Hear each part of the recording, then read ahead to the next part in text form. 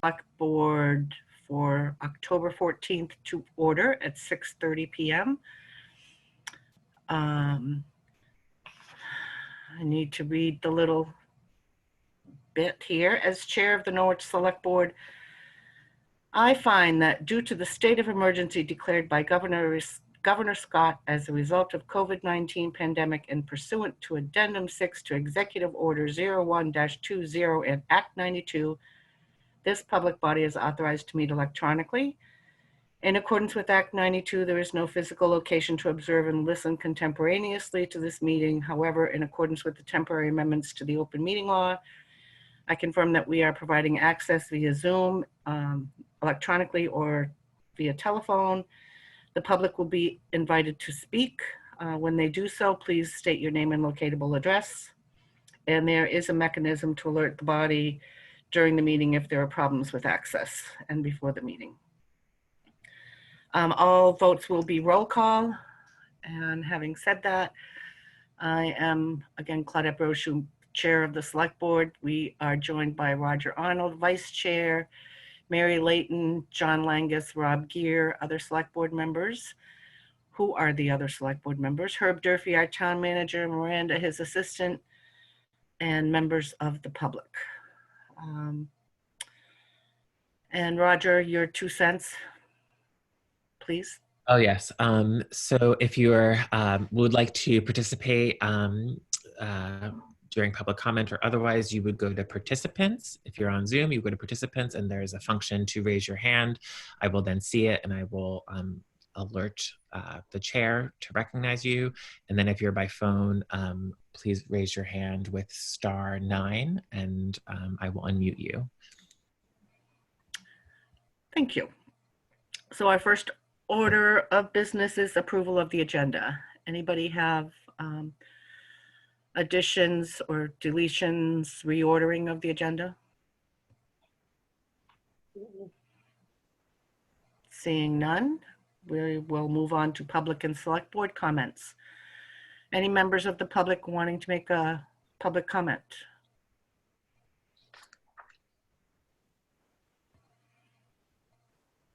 Seeing none. Stuart, you have your physical hand up, but can you? Go ahead, Stuart. You're muted.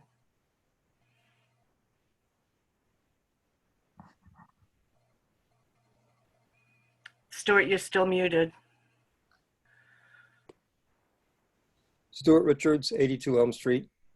I'm inquiring about the proper procedure to comment on correspondence, or whether that is something that is part of this meeting. Well, our correspondence is the next item. Is it correspondence that you submitted? Some of it is submitted by me. Other correspondence is submitted by others. Well, why don't you address your comment now? Great. Thanks very much. So what I'd like to talk about is the validity of the town plan. There's been several letters that have been written with respect to the municipal grant that has been applied for based on our town plan, and the town plan itself, which appears to have been, it appears to have a foundation that was formed without the proper public participation in the form of following the open meeting law. And that to me is a very serious kind of situation, given the importance of the open meeting law. So I would like to see the Select Board, and the Planning Commission, I understand, is going to address this Friday morning. But I think it's a Select Board issue as well. And I would very much like to see the Select Board address the problems that we have with the town plan. So first step is going to be the Planning Commission, and we'll see what comes out of that and whether the Select Board will respond after that meeting. Okay. unless there are other select board members who have wished to comment. Okay. All right, Stuart, thank you. Thank you. Any other public comments? Hi, this is Tracy Hayes. How are you all? Very well, Tracy. Go ahead. Name and locatable address. Tracy Hayes, and I'm at 31 Carpenter. I don't know if Nina had already expressed that we wanted to share about the tunes on the trail. No, not yet. Nina, are you there? She's listed as a participant. Yes. So she's, Nina and other youth leaders came together and produced or pulled together a group called the Norwich Youth Advisory Council. And their mission, which Nina can share with you, was to host safe events and spaces for teens. And so if Nina is ready, she has a presentation she'd like to share with you. And we can come at another time if there's more information that you would like. And I would also like to share with you all of the grant that the youth, as well as other facets of the Prevention Network grant that I've been working on. I would love to share that with you at some time when it's available for your schedule. Nina, do you? Tracy, just our public comments are generally limited to 3 minutes. Yeah, Do you know if Nina's presentation is longer than that? no, it's Okay. not. It's not. How do I share this? You would need to get permission from Roger, our host, to share a screen. Okay. Is that possible, Roger, to share it with Nina? Oh, she's reconnecting with audio. That's a problem. Do you mind sharing it with Nina? So I have allowed multiple participants to share their screen. So yes, I've done my ask. Thank you so much. Mm-hmm. Nina, are you there?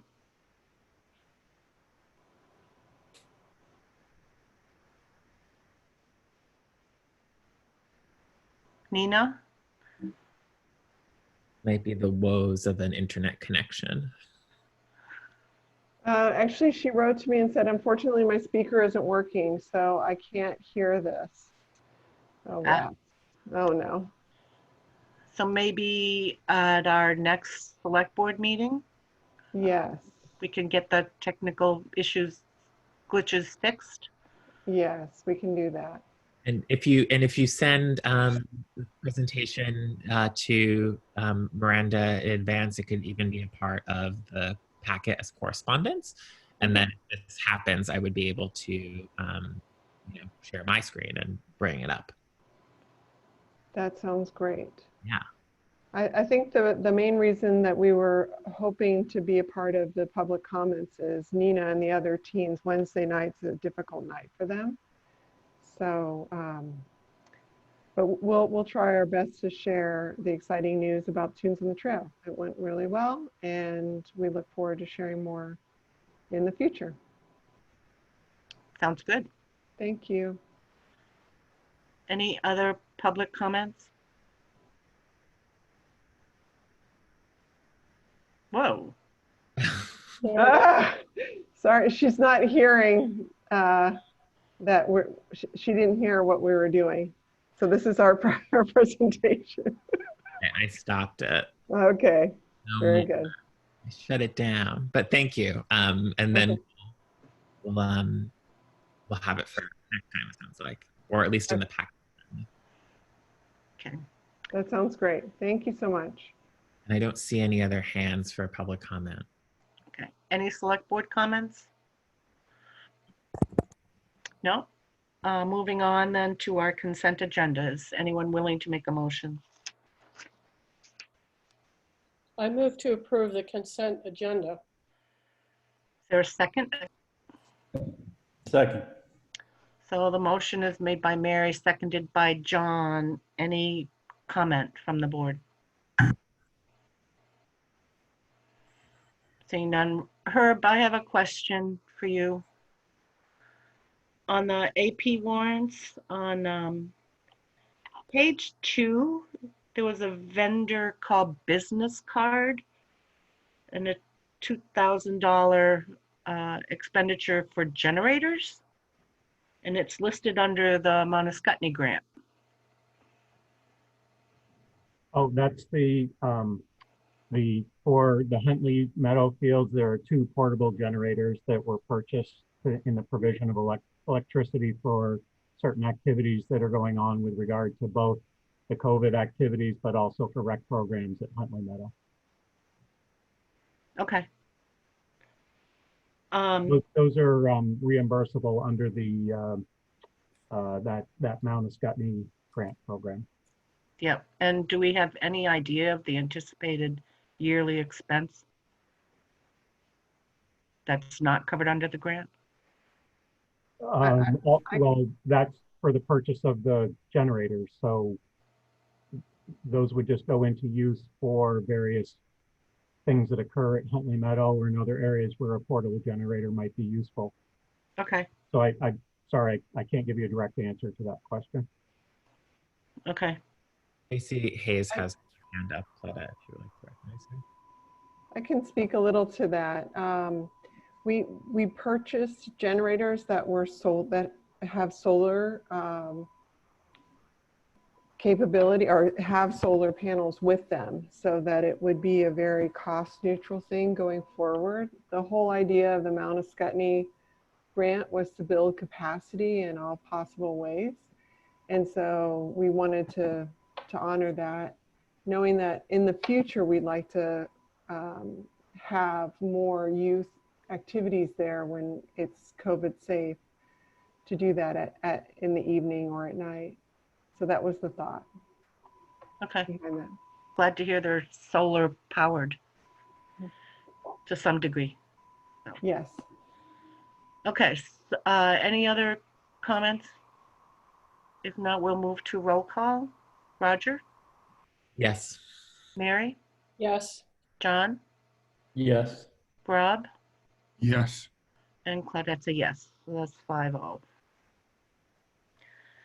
Moving on then to the Norwich School District MOU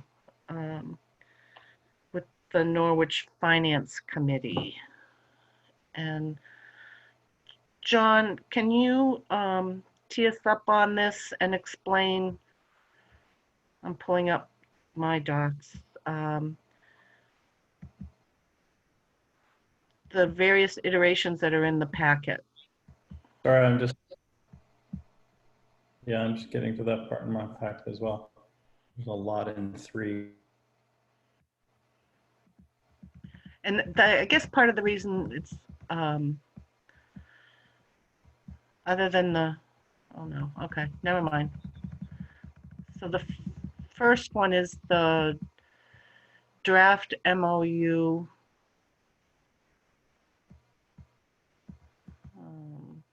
Yeah, there's duplicate, I think, just because one was attached to one of the emails that went in, but Doug Wilberting. where is this? Join the meeting.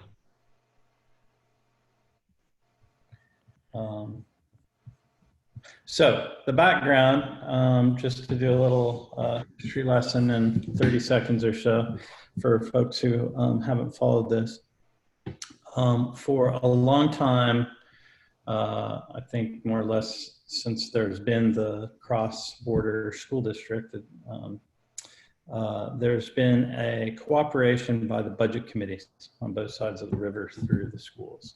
And so it's a joint committee called the Dresden Finance Committee, and it's the combination of the Norwich Finance Committee and the Hanover Finance Committee.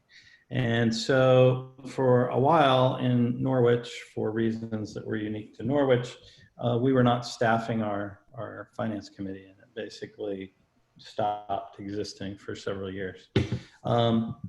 When we reinvigorated it a couple of years ago, limited scope initially, because there was a concern that part of the problem before had been there was just too much on that committee's plate, and people weren't willing to take that on.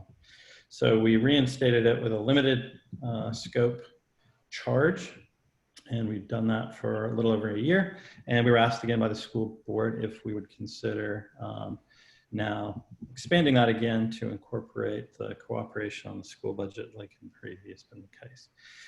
So we've been talking about different wording for that over the course of several months. The school board has voted on these documents, the MOU here and the Finance Committee charge.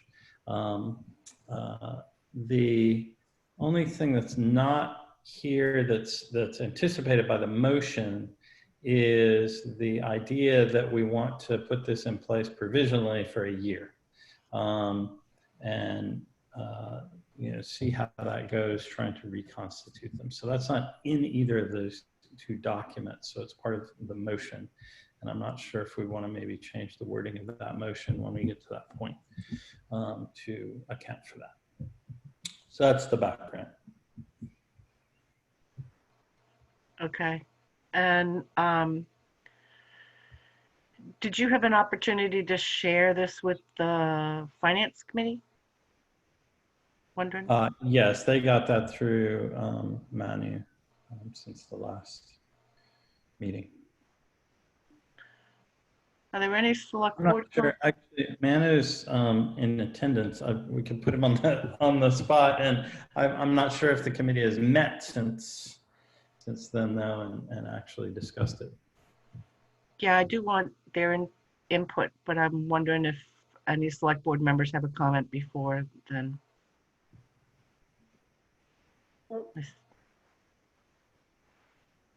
No. Manu. Hi, Manuel Tassone, 428 Hawk Pine, the chair of the Finance Committee. The Finance Committee met last night in a special meeting to discuss the MOU. And so we welcome the MOU.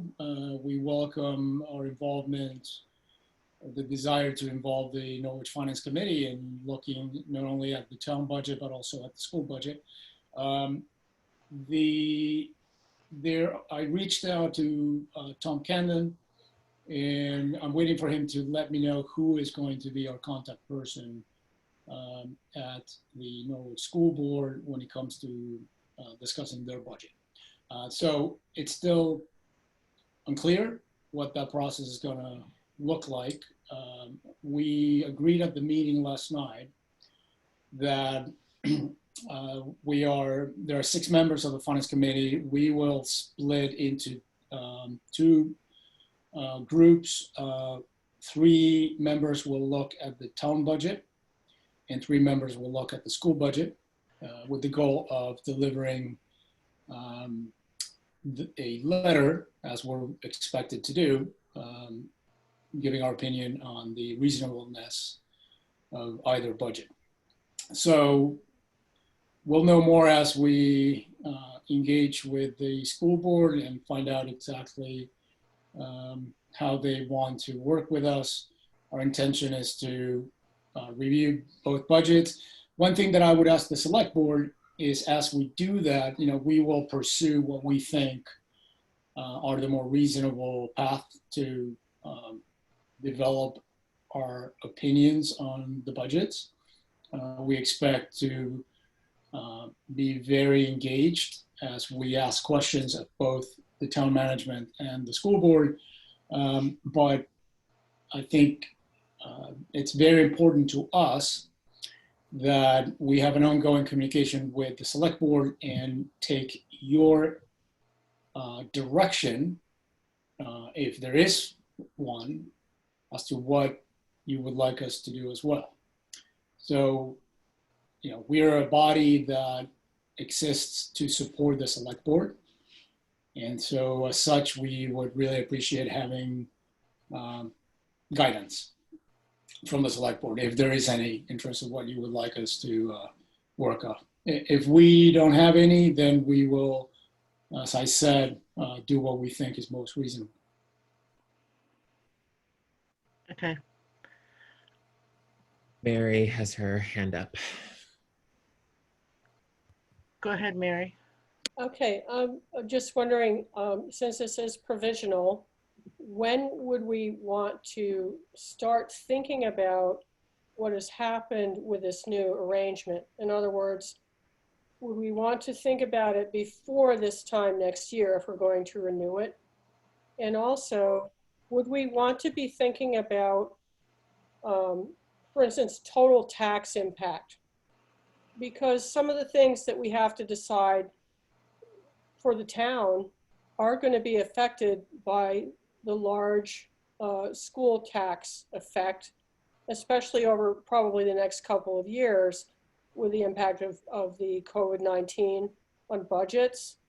So just as a select board, how will we deal with that? What will be our timetable, not just in reacting to what the finance committee discovers, but just in terms of our own planning and how we want to plan for the renewal or the non-renewal of this arrangement. I believe the MOU only goes through June 30th, 2021. Am I correct, John? I think that makes sense going through the fiscal year change. I mean, I think in reality, once we get through this budget season, right? So early in 2021, we'll sort of all get together and say, well, how'd that go? Because that's where the intensity of the committees is going to happen. And so I think that's a really interesting way to do it. Break up the committee, look at both. And then by doing that, we'll be able to look afterwards at, does this really make sense for this to be two different groups of people? Or could one group really do both of these things in a more holistic sort of way so that they each are benefiting from the knowledge of the other half, right? But I think it's really smart to break it up like this. The first, make sure that, at the very least, both budgets are going to get reviewed. Go ahead, Manu. Yeah, sorry, I just want to clarify something. We're not planning to split and not have an ongoing discussion. It's just it's just an approach to tackle not only the review of the data, but also to be in attendance at various meetings, et cetera, so it's manageable.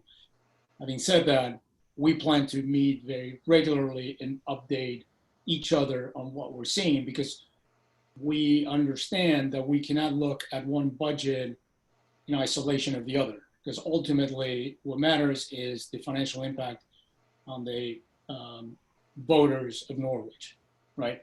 And so we're very aware of that. I just want to clarify, we're not splitting into two groups that are not going to talk to each other. Mary, do you have your hand up or is that a holdover? No, I have my hand up with new comment.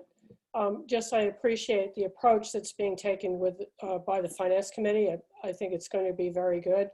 Our motion mentions a 1-year MOU. So if this MOU expires June 21st, we're not really talking 1 year. So, which is fine. But when we want to evaluate whether or not to renew it, would that be May or April? Just trying to get a handle on this.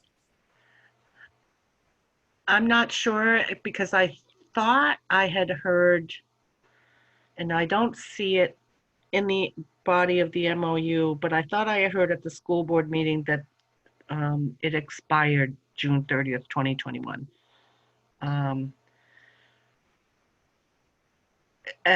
But again, this work started June I mean, the original date on the MOU was June 2020, at least what's in the draft, what's in the packet. Sure.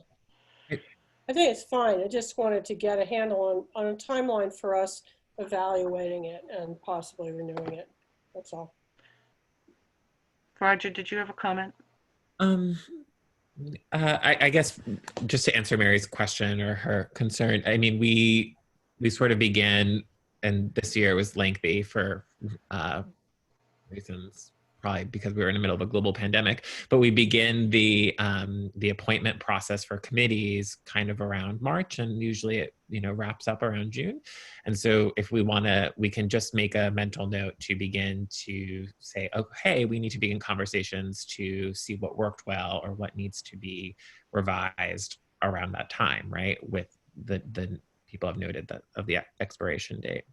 The only thing I would add is that, there's 3 phases that this Norwich Committee chart has, one of which is budgetary indicators prior to budget formulation. So I think it's also fair to recognize that their charge is on either a very accelerated timeline for this year, or else is might not happen as robustly as originally charged. So I support sort of John's comment about the bigger takeaway is that this work is happening and we can look forward to it in the future, but to know that, this is low stakes for now because of the timing. I don't know how much meaningful work can be done at this point. Which is not a commentary on the committee's abilities. It's a commentary on the timing and the lack of direction we have been able to provide to date. Manu, did you have something else you wanted to say? Yeah, to Roger's point, we are all aware of the timing. I think we all understand that the MOU seems to be drafted as a document that is meant to outlive the current committee. And so when it comes to the formulation of the budgets, I think we also appreciate that both teams need to have put a lot of work on formulating those budgets at this point. So it is not our intention to jump in at the last minute. I think at this moment what we'll do is we'll wait to receive the budgets. And at that point we will engage with the understanding that there will be several weeks of discussions back and forth, as there always is. And we think at that point, we'll be able to provide whatever input, thoughts on the data. We expect to have several working sessions with Herb and the school board, etc.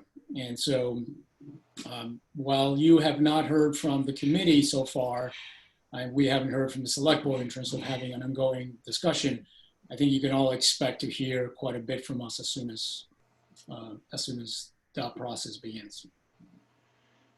And to us, just one more thing, I think what I would appreciate is if the select board could select a point person that I can work with, so that I can also receive guidance, thoughts on an ongoing basis in terms of what we may be finding out, questions we may have, because ultimately we are serving at the pleasure of the select board. And so that input is very important to us, especially as we get into what may be sensitive political decisions that may need to be made. We understand that's not our role. We're not elected officials. We will provide factual advice. And so that's going to be very important to us. Thank you. Point well taken. Is there somebody that wants to step up, or does the board want me to be the point person? I think you're a good choice for budget stuff, Claudette. If you're willing to, that would be great, Claudette. I can do that. I know Roger's going to have his hands full in just a little while. So, Yes, he is. so is there any further discussion on the MOU, or is somebody willing to make a, actually, we should have made a motion first, but. Yeah, let me see if I can do this motion and in the fly add this 1-year concept. So to approve the memorandum of understanding between the Norwich Select Board and the Norwich School Board included in our packet with subsequent participation in the Dresden Finance Committee. Such MOU to be revisited by the Select Board prior to the end of the current fiscal year. Is there a second?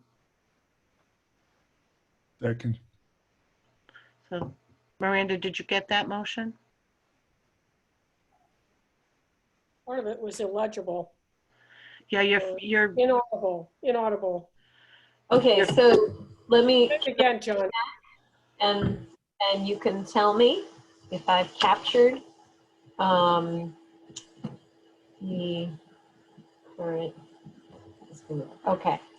All right, Langus moved to approve the MOU between the Norwich Select Board and the Norwich School Board, included in the Select Board packet, with subsequent participation in the Dresden Finance Committee, period. Such MOU to be revisited by the Select Board prior to the end of the current fiscal year. That's what I heard. Mhm. And that was seconded by Rob. Any further discussion? John's frozen. Do we want to give John a second to unfreeze, to thaw, so to speak? I didn't realize he was frozen. Either, remarkably still. Oh, he's gone. He's gone. Linda Cook has her hand up. I don't. Go ahead, Linda. Hi there. Are you considering all of the pages that are here, what you are accepting tonight, or the whole thing that's the Exhibit A, and then the first, all these pages in between that say draft is everything you are accepting tonight? We are accepting the clean, hold on, I'm scrolling back up through. First 2 documents in the packet. We just got clarity from John Langus. The first Okay. 2 documents in the packet. Okay, so included in there is the keeping of the existing committee? Yeah, the charge is revised as a consequence of this MOU. Well, the reason I'm kind of asking you if you're acknowledging it is because at your 9/23 meeting, you did not have a discussion of the MOU because it was not in the packet. So part of what I was thinking is we never really got your feedback, what you thought about this at all until tonight, and the decisions being made tonight. So that's why I was trying to ask a little bit of question and background on how you felt the way this was presented. And it, we'll see when you vote if you are accepting it. And I think that's great because I think we do want to assist the Select Board in moving forward. Miranda has her hand up, Claudette. Go ahead, Miranda. And John, did you hear my regurgitation? Okay. Can I? It knocked me off. Okay, cool. Yeah, I thought you were remaining remarkably still. Okay, so what I got is Langus moved to approve the MOU between the Norwich Select Board and the Norwich School Board, included in the Select Board packet, with subsequent participation in the Dresden Finance Committee, such MOU to be revisited by the Select Board prior to the end of the current fiscal year. Perfect. First prize. Eh, woo-hoo! Cheryl Lindbergh has her hand up, Claudette. Go ahead, Cheryl. Hey, Cheryl Lindbergh, 59 Koch Road. If Linda's question, I wanted to follow up on Linda's question of the document that you're planning to approve. John, you said it was the first 2 pages, which is it number 4? The first 2 documents, Oh, the first, so not pages. Nope. not pages. The first 2 pages are the MOU, and then there follows the finance charge.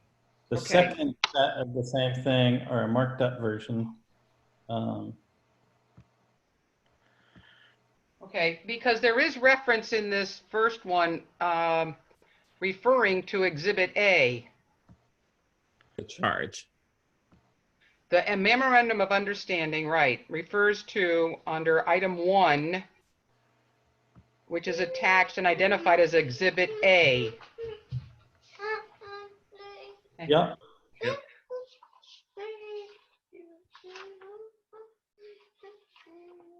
So that is a part of what you're voting. Yes. Okay. I thought you said no earlier. Okay. I'm ready to vote. I'm just scrolling through the documents one more time. Hold on. So I think we can, yeah, first 2 documents.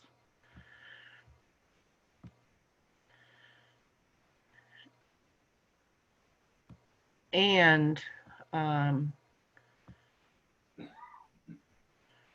so it's not only, John, the first 2 documents, it's also Exhibit A. The second document is Exhibit A to the first document. It's really just one document is one way to look at it. It's just an MOU Okay. with an exhibit, which happens to itself be a document. Okay, gotcha. Oh, incisive. Okay, everybody ready to vote? Roger, Yes. Mary, Yes. Rob, Yes. John, Aye, aye. and I'm a yes. Thank you. Moving on to, I wish I had 2 computers at this point because it's really difficult to look at the documents, especially the town plan. Oh, Roger, though, you can share your screen. Ask. I'm happy to do that if you'd like. Could What- you? Yes. What tabs will you find as I do this work, though? Here we go. Share. Okay. Can you see that? Yes, I can. And I also, I've been trying to put together a document that has all of these action items, kind of like Herb's new formatted report, the action item, the status, and if it's completed and when. And I just haven't gotten to it all. But we do know, I would say item 1, we've ticked off, or is currently, we're down to, sorry. Item 1 is, I believe, accomplished. Item 2 is as well, or at least the status in Herb's report. Oh, Yeah. sorry, I forgot that I'm sharing my screen. Sorry, go ahead. And Roger, included in the packet is the work to date that Roger sent to the Planning Commission. And part of that was Mary and Roger were looking at what's labeled as the third item down, or action item 5. And they have submitted a document to the board. Roger, can you scroll down to that?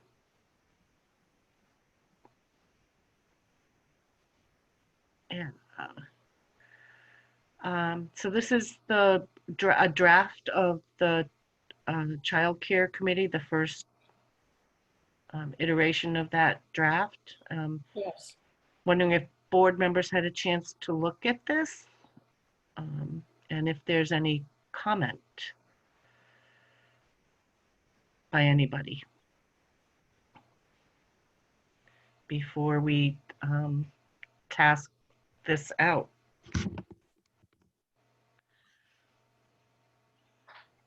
So there's, I'm not going to read it. I think it's Roger or Mary. Do you want to speak to it specifically? Yeah, I'll try, and then I think Roger also just, I just felt that I had some initial thoughts, and Roger helped to shape it.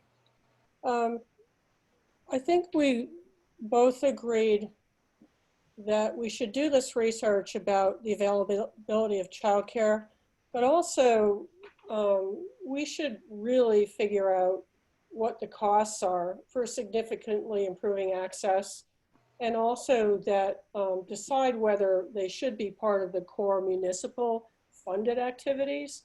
In other words, we could go into it just on an informational basis of what's available.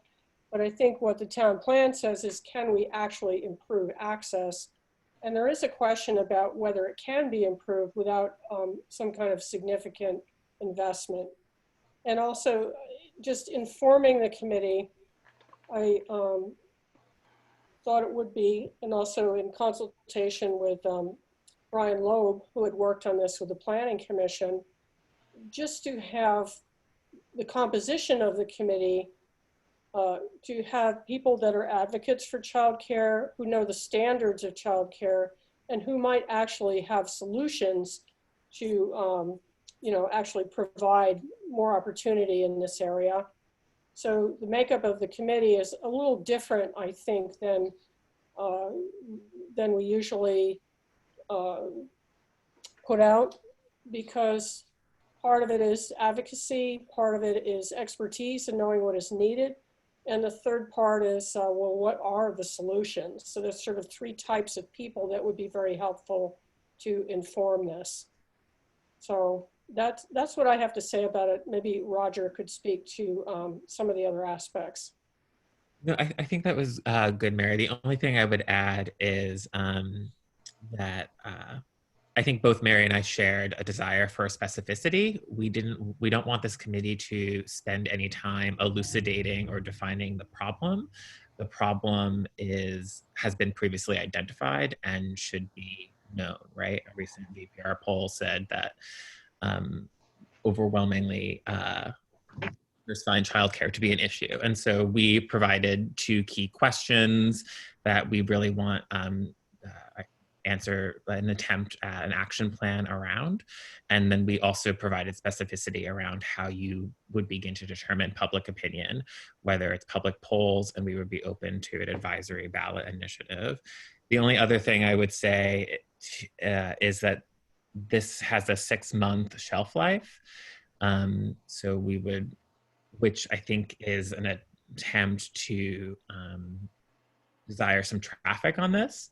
Some serious progress, and we can come back in 6 months and renew as needed.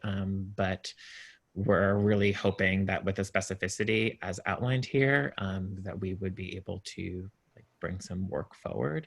The only other thing, I keep saying the only other thing, but the last thing is that a select board member and a planning commission member are specifically mentioned as being on this committee.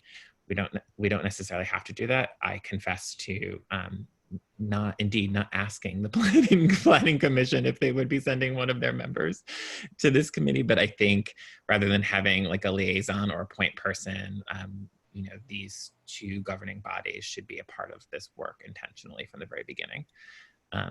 So I think that was it.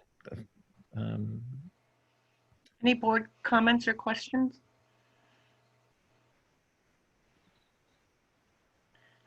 Is the board in support of this charge and acting on it? Would be my first question. Yeah, I support it. Yep. Are Absolutely. there any public comments?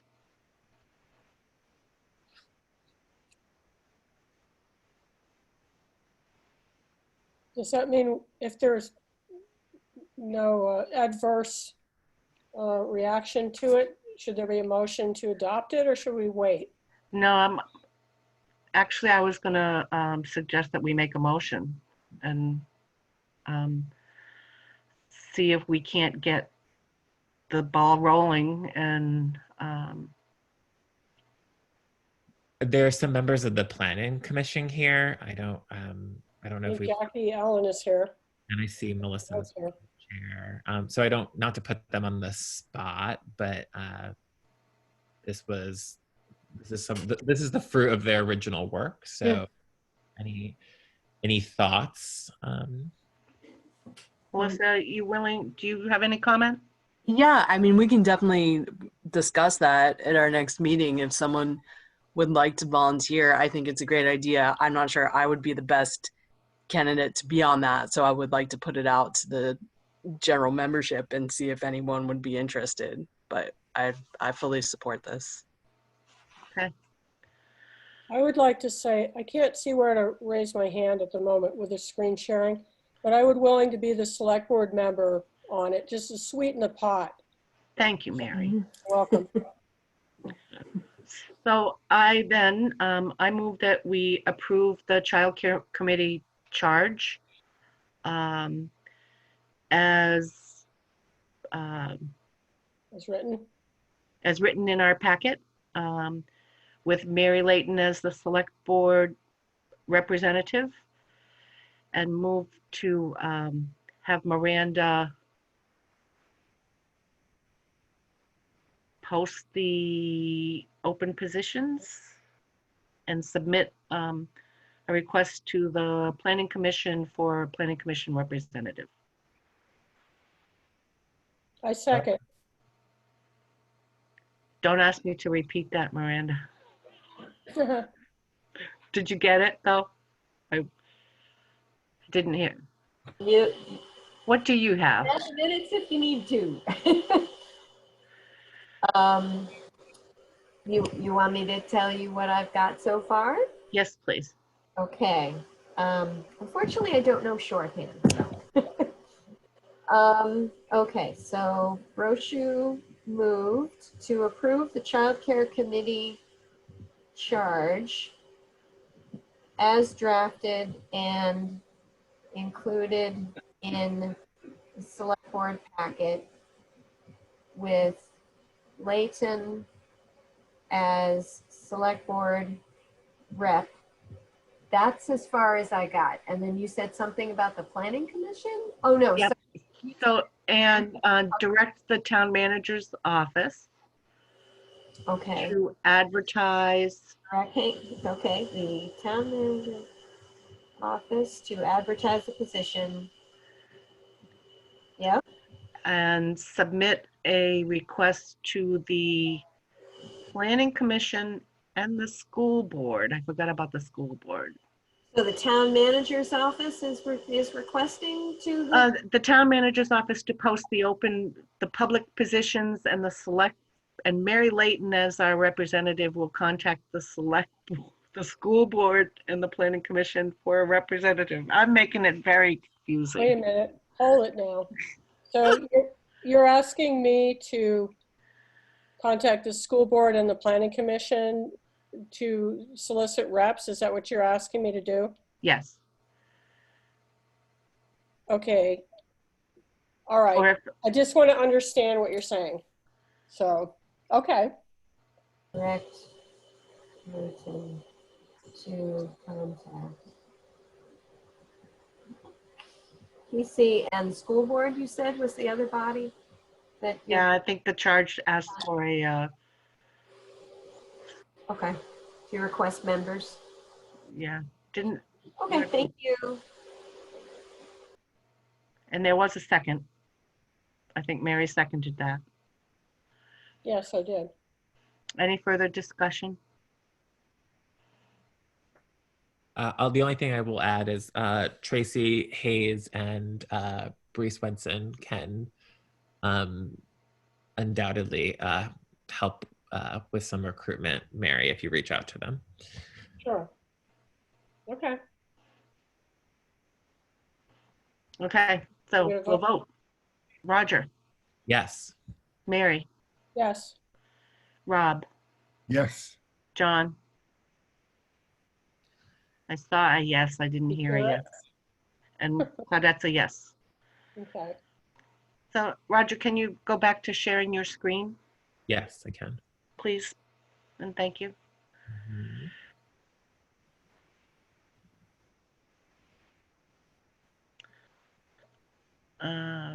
The other way. If we, okay, so then Herb was going to be in contact with the police department on the background provider checks. The community rating system is in the works.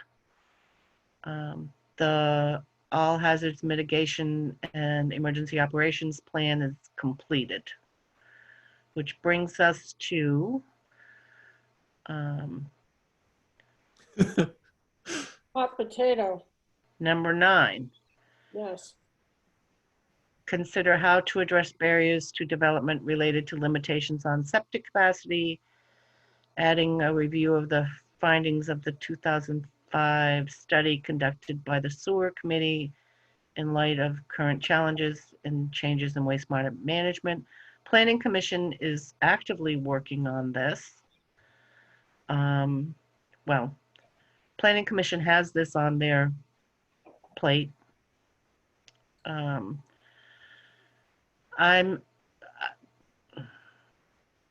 don't know, are there thoughts about if we should let them do some of the preliminary work before we become involved? I know the planning commission has been in touch with Tom.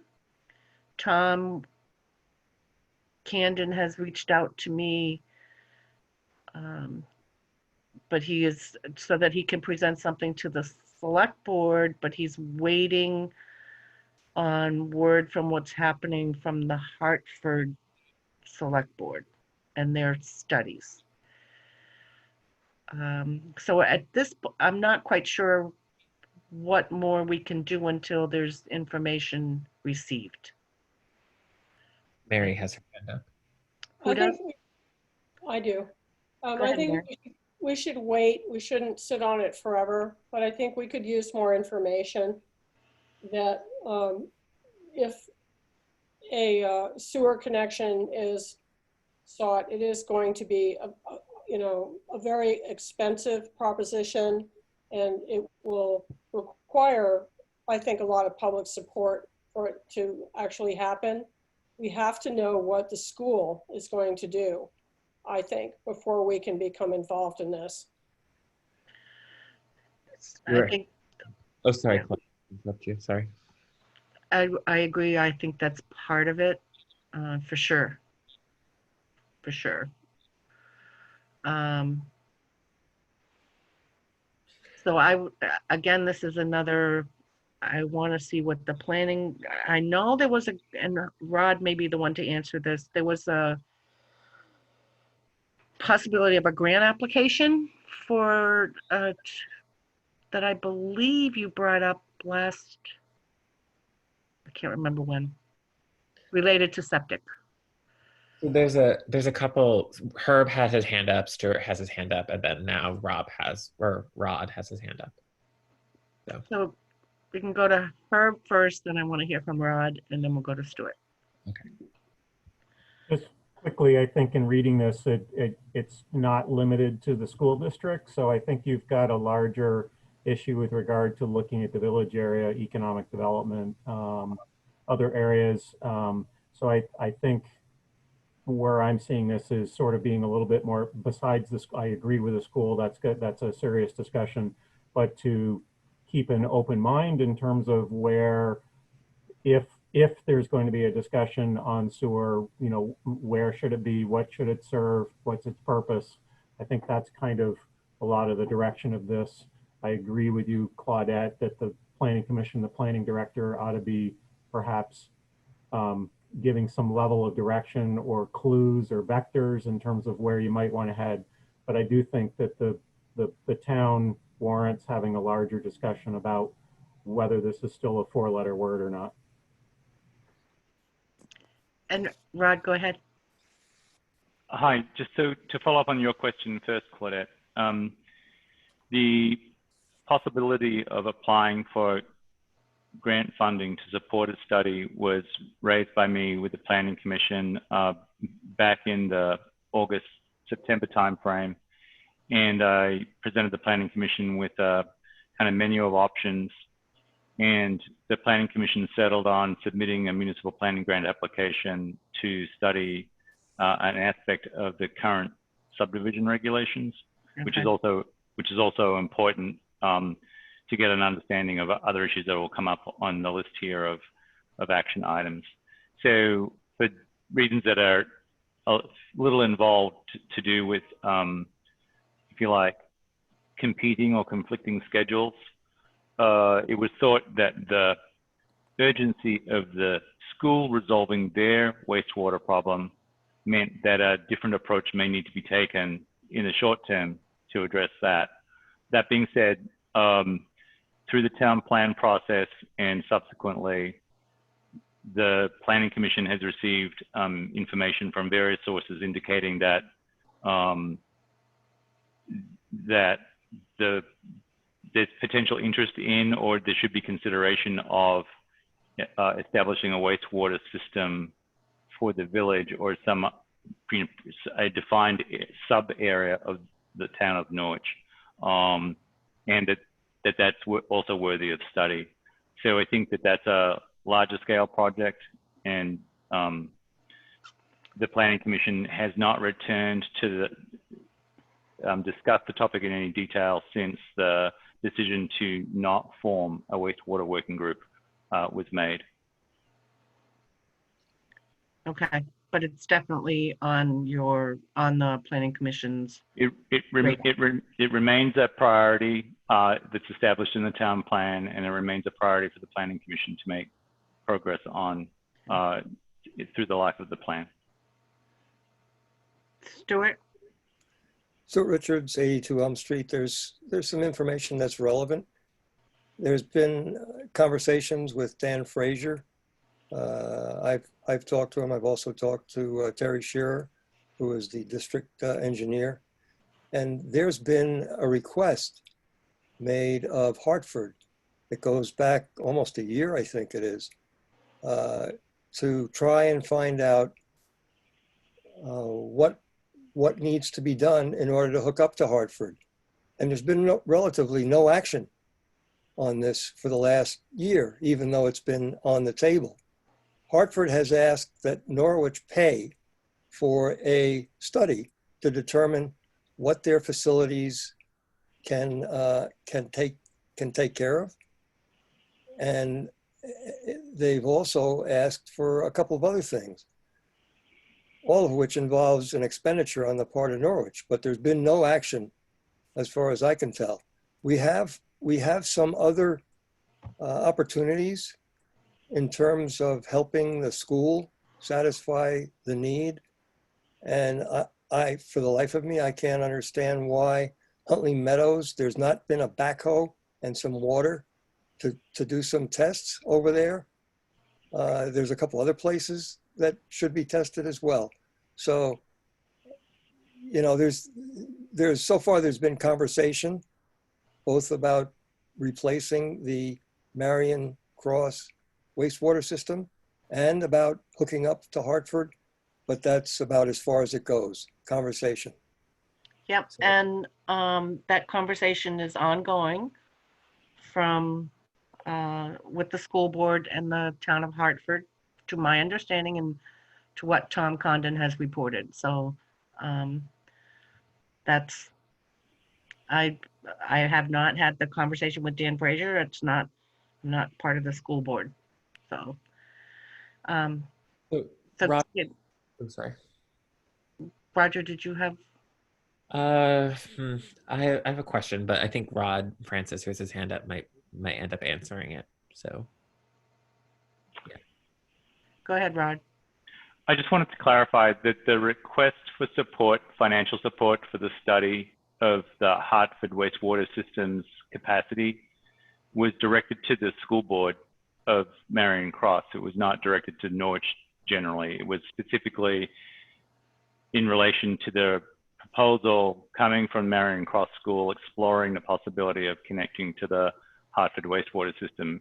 And so my understanding is that Hartford had some technical engineering questions to do with the capacity of their wastewater system to take the waste and what would be involved in connecting Marion Cross School to their system, which requires significant elevation changes for the wastewater to be moved. And so it involves pumping stations and other apparatus. So it's a highly technical engineering set of engineering questions that the town of Hartford asked the school board to fund that study for that before they would answer the questions. That's an accurate characterization. The request came from Hartford to the school board. The point that I'm making is that there's been precious little forward motion. So, I'm sorry. That is my understanding that it was the town of Hartford that made the request of Marion Cross. I don't know what the progress has been, and I don't know what the explanation for any delay in that work has been, but that's my understanding. And I'm gonna, Roger.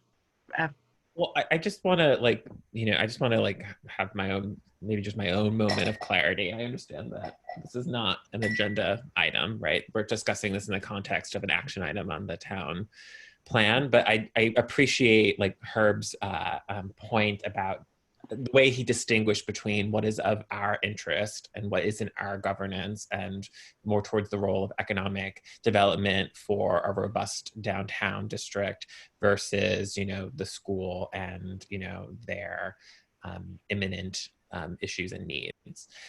So like, that's a good distinction. And like, I appreciate that.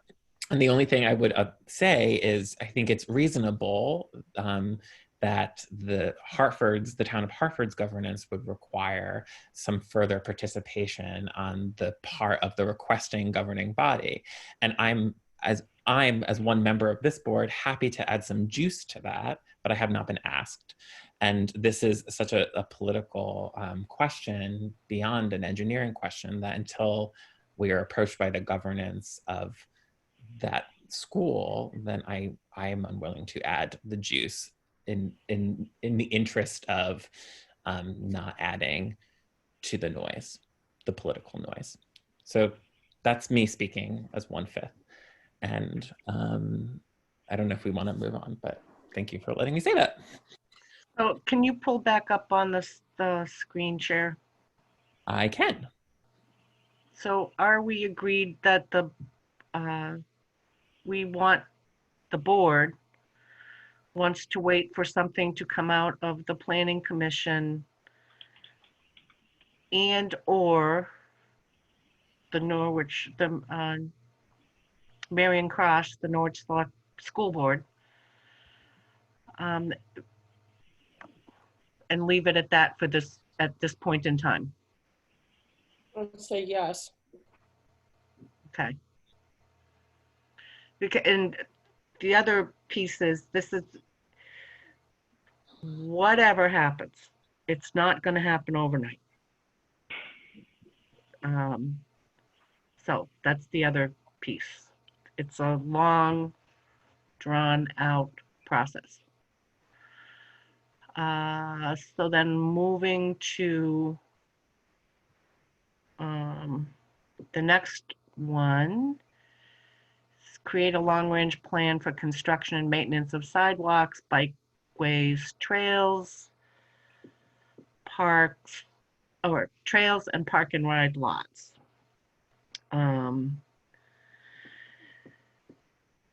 This one, it's Herb, I'm gonna ask you, have we received any kind of updated report on the sidewalk, the status of the sidewalks that belong to the fire district, or should we be asking the fire district for an evaluation of the status? Oh, there's a lot in that singular question. So basically, just I'm not trying to throw the fire district under the bus, but they basically do not budget money for the sidewalks that technically they own in the village area. The town expends its money in paying the DPW staff to, at least in the winter, maintain a number of those sidewalks that we have. There is an existing inventory of the sidewalks overall that was discussed at least in part a number of years ago during the budget process. Larry is trying to become familiar with that and seeing if we need to update that inventory to get a better sense of the priorities for what needs to be rehabilitated, left alone, or at least some minor repairs to.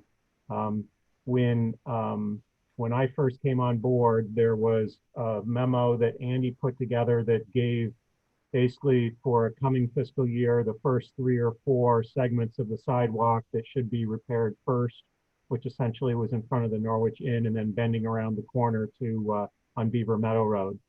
And then in addition, that memo had suggested that in the past, we have been putting about $14,000 a year into the sidewalk designated fund to handle sidewalk repairs. And Andy had been and suggested thereafter that we raise that to about $25,000 a year. So that's a general sort of summary of where we're at. What I'm trying to do as well, and working with Larry along with other infrastructure, is in the update of the capital budget and program, is to get a better sense for you folks and for the town as a whole. What are the priorities, what we do have, what the village owns versus what the town has, why we got to a maintenance situation that we're in currently. So there's so your question has a number of branches to it that with some unanswered questions, but the idea is to focus all of that toward the capital budget and program, and to give some direction for the future, especially the budget process. But it certainly sounds as though there are activities happening now that will help us create that long-term plan. That's the intention, correct. And so the next iteration of the capital budget and program is intended to help to set that course. And it might be, as I've talked to Larry, to say, if we really need to actually expend some consulting money to hire Two Rivers or another firm to go through and do what is like when you do a road survey, it's called RSMS, Road Surface Management Study, to do something similar with the sidewalks. That's, I've said to Larry, well, then let's recommend the money in the capital budget program to do that capacity study. So that we can get there, and we're doing a better job of identifying priorities, how much that's going to cost, in what year those should be done, so that we have a more effective use of the tax dollars available to us.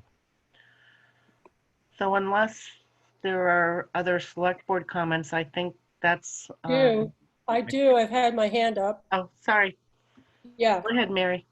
So the $14,000 figure came out of a study that Steve Flanders did to see what would be reasonable to maintain the sidewalks that the town owns, not the fire district. So I think that a sidewalk scheme for Norwich is not going to be coherent unless the town acts to take over the fire district sidewalks, and so that they can all be maintained on a schedule. So I think that should be part of the effort, is to think about whether the fire district would want to give up their sidewalk responsibility and whether the town could afford to take on that responsibility. But I think the sidewalks in general would be better served if they were all under one roof that could actually maintain them. And I'm just interested in sidewalks in general. So I would like to be, involved with the sidewalk piece of this action item. And Roger? Stuart also has his hand up, but I would like to go first. So I appreciate all the conversation about sidewalks, and I agree with Mary that Steve Flanders memo is very helpful. It also comes in the form of an Excel spreadsheet. But I think, getting control of our sidewalk assets and looking at that really is not necessarily the true intention of that action item, like a long-term strategic plan, not only for sidewalks, but for bikeways. I'm particularly interested in bikeways as someone who is not, as someone who lives in rural residential and someone who took up biking and, tried to commute into our robust village center. It was, not a fun task. It was a difficult task. And I think we should be, given that we are in commuting distance to a major regional employer, we should have much more friendlier biking opportunities. And so, and particularly as we talk about, all of our climate initiatives, as we talk about, the speeding that takes place in the village center, I really would like something more robust around biking and bikeways. Perhaps I'm happy to say, or I'm willing to say Route 5 and Route 5 South needs to be a much more bikeable community. That's just a little bit of a 2 to 3 minute Zoom talk. But I don't know what we do for that. But I think bikeways are different than sidewalks. And to Mary's point, we should maybe take these questions on separately and figure out some working groups. Okay, Stuart has his hand up and Mary is back with her hand. Who before Mary? For a while, but I don't know if you want to take public comment at the end. I want Mary first. I think Roger's point is well taken, that we do need to think about how to improve biking access for environmental and health reasons. I do think that's going to be perhaps a greater challenge than sidewalks because of the terrain and because of the narrowness of the roads. I'm thinking of, just the roads I drive every day, like Union Village Road, for instance, which does not have a lot of room for bikes. So there might have to be a very creative solution to address that, which might be crazy, like one way or very narrow lanes or something. I do think it's worth dealing with. I also think the solutions are going to have to be very creative. So I don't think it should, and I think it's very wise to sort of split this action item probably into 3, with sidewalks, biking, park and ride. I don't really know how that is, I don't know, there's an advocate for developing a park and ride, an additional one. I think Huntley Meadow is our park and ride at the moment. So as Herb said, I think there are a lot of issues in this particular action item. So anyway, that's all I'm going to say. Stuart Richards, 82 Elm Street. Roger, I'd like to thank you for speaking in favor of improving our biking situation. I think that it really does deserve to be split off from sidewalks. I think it's a totally different issue. One of the problems that we've had with biking is that we don't control all the roads. One of the major roads, certainly for biking, is Route 5. And when they repaved that some years ago, there were a lot of protests that were raised with the state because it's a state road, because they shrank, unfortunately, they shrank the traveled way by putting the guardrails in a way that made it narrower and less usable, less bike friendly. So I hope that we can come up with some good ideas and also lobby the state to do the right thing when it comes time to repave 5. And I think 5 it's one of the most popular routes. You know, everybody rides the 5 and dime, right?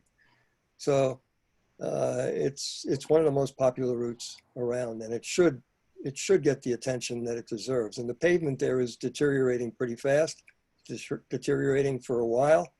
And I would hope that the select board or individuals, either way, could lobby the state to improve Route 5 and make it more bike friendly. So the other thing is, with regard to sidewalks, I'd like to take note of Jack Cannon's letter, former select board Jack Cannon's letter, his discussion of sidewalks. And it goes to the point of, how suburban do we want to be? How much suburbanization do we want to see in the form of sidewalks? I mean, there are people obviously that are walking today on Beaver Meadow Road.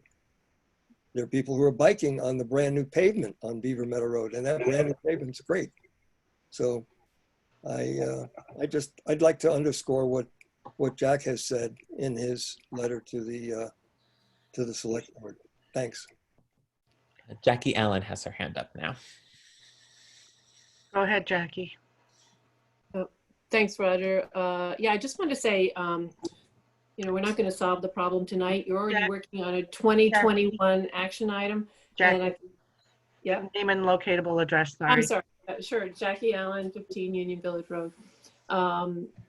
As I say, we're not going to solve this problem tonight, but I think you're identifying issues, and just as you did with the childcare action item, which I think you did a beautiful job on, maybe thinking through, or what's the approach, and coming back with an approach.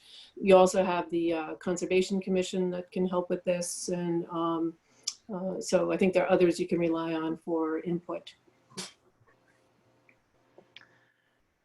Yeah, and I guess part of my, since this is a shared responsibility between the Planning Commission, Select Board, and Roger, can you pull it up again? Sorry. Oh, yes, of course.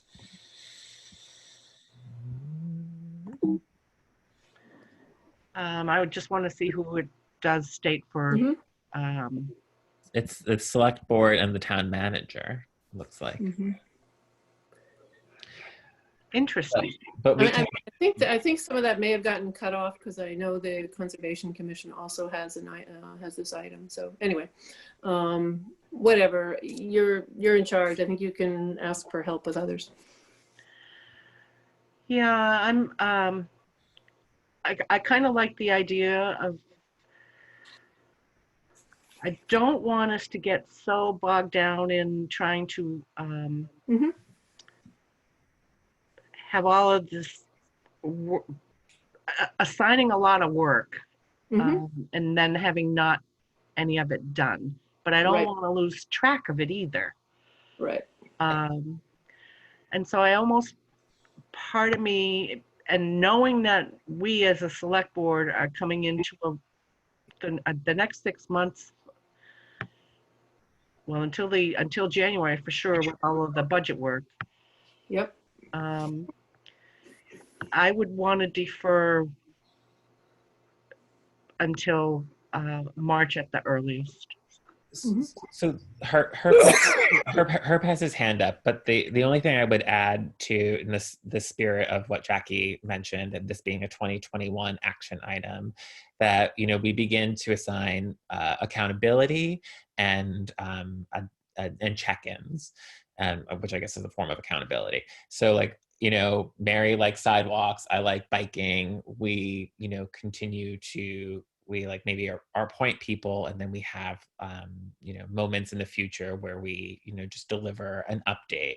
I think it would be really interesting to look at some case studies of like other towns that have built like infrastructure capacity, sidewalk infrastructure, or bike trail capacities in recent years, and what that process looked like. You know, and then decide. I think Charlotte and Virgins and Shelburne are particularly robust in that regard. But you mentioned Charlotte, and I think people don't want to be Charlotte. But anyway, it's something to. It's I like also there's say case sitting out there.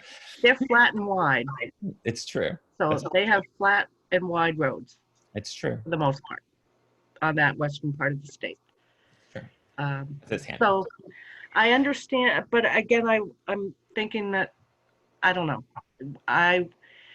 Since Roger and Mary seem to really be involved in this, We'll go with it, right? go with it Yeah, then. and check back, Yep, check back. check back. That work? Yeah. And yeah. Okay. I want to stop there. That's good. I think the fact that we're even making some progress is a plus.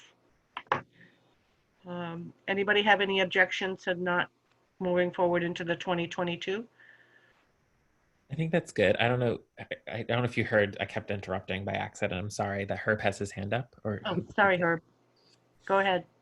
No, just very quickly, all this particular discussion is there are firms or people, and there's probably even qualified people in the town as volunteers that look at the town as a whole. Look at what you have for trails. Look at what you have for sidewalks. Look at the multimodal nature of what you're dealing with, where the bike routes are and all that. And you put together a master plan in terms of the connectivity, where are the nodes that people go. And you can put together a plan that incorporates all of the different non-vehicular modes of transportation. And that's really what you're asking yourselves to do. Good point. And there's a lot of work that's actually been done. We could. Yeah, there has been. And I was actually going to suggest that trails and rec be part of the group that works. So anyway. So it is 7:52. We're a little bit ahead of schedule, believe it or not, but the next item on our agenda is a break for 10 minutes. That's So good. we will reconvene at 8:02. Okay. Convene the Norwich Select Board meeting. The next item on our agenda is the Planning Commission request to apply for the village designation status. And before I start, I just want to reaffirm that Roger Arnold is present, Mary Layton is present, Rob Gear is present, John Langus is present, so we have a full board. And Herb Durfee, our town manager, and Miranda Bergmeyer, his assistant, are here as well, and other members of the public. So just as a short little segue into this agenda item, Herb had sent me a agenda item for our October 28th meeting, where we would be considering the resolution to apply for or in support of the Village Designation Center. And there are multiple steps included in that process. And when I reached out, I believe I reached out to the board, I felt that we needed more than one meeting to enable the public to participate in this discussion, because it was a bit of a contentious issue in the town plan development. So my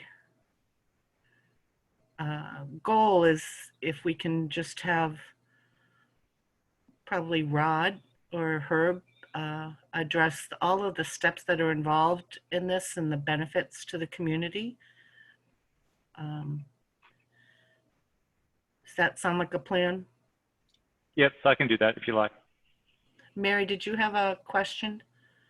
Well, I do notice on our motion sheet, there is there's a motion to approve the resolution.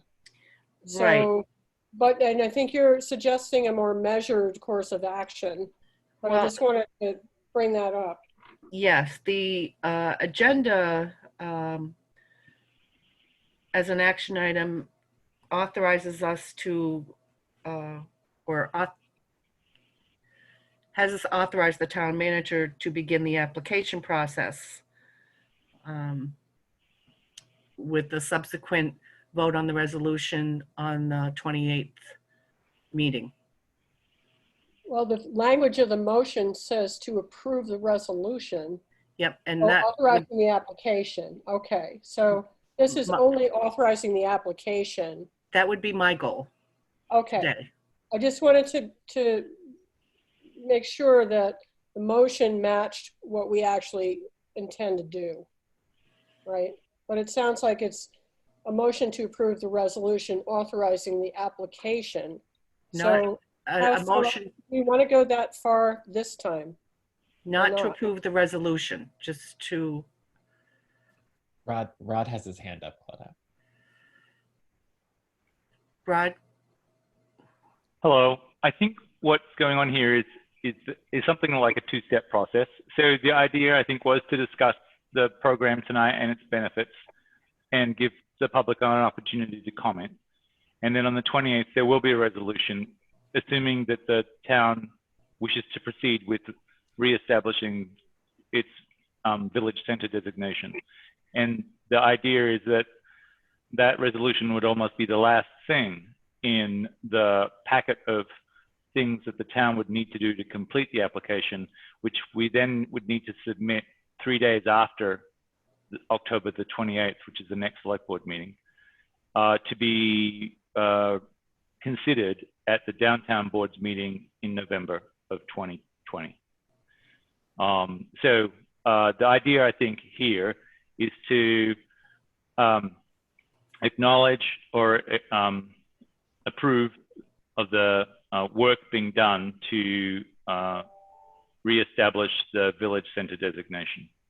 And so in your packet, you'll see information about the downtown program itself, the downtown designation program, and what benefits flow from participating in the designation program. And if you want me to talk about that right now, I can do that. I think that's the sort of the gist of the whole topic in a way.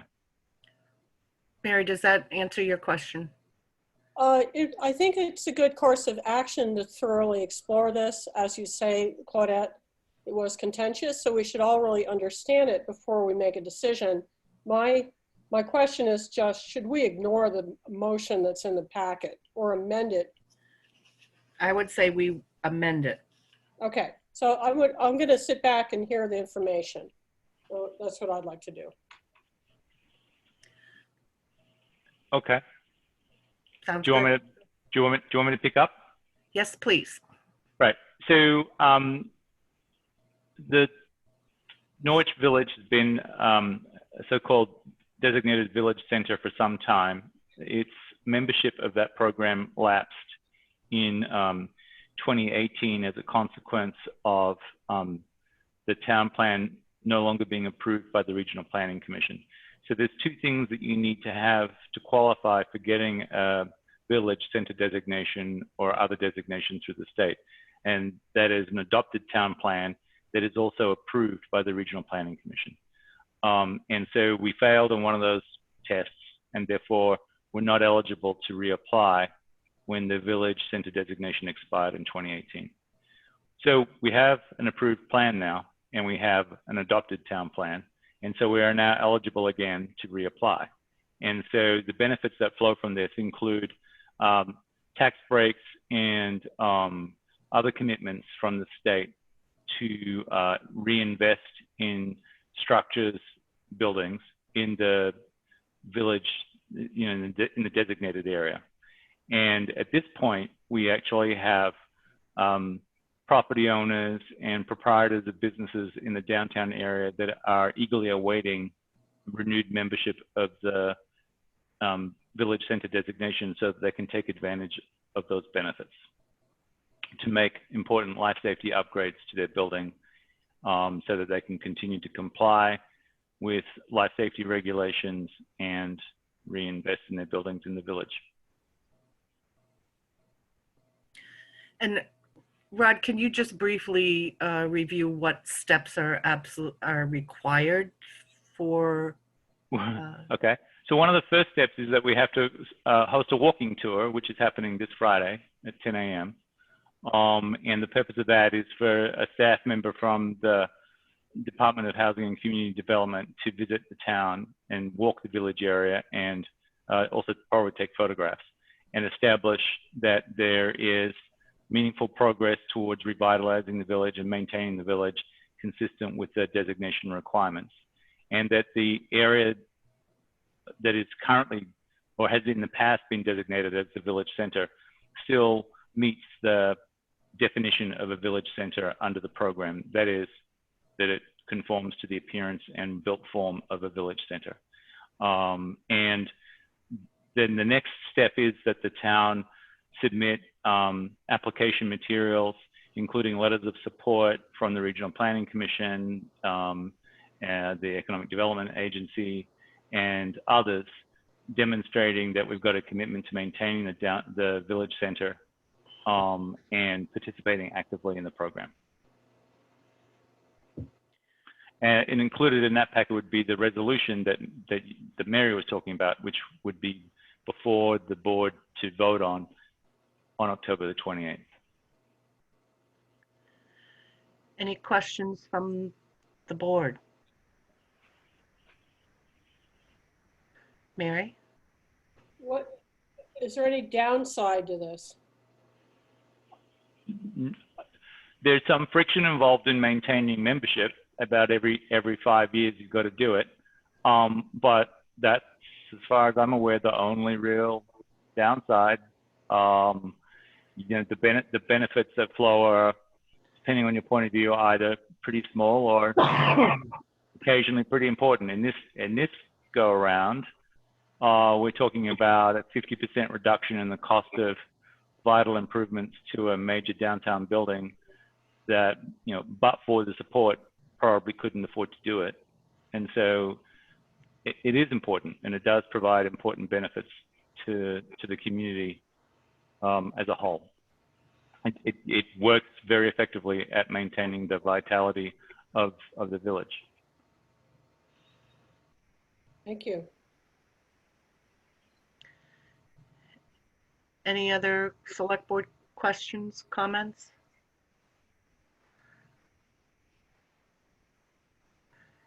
Any public comments?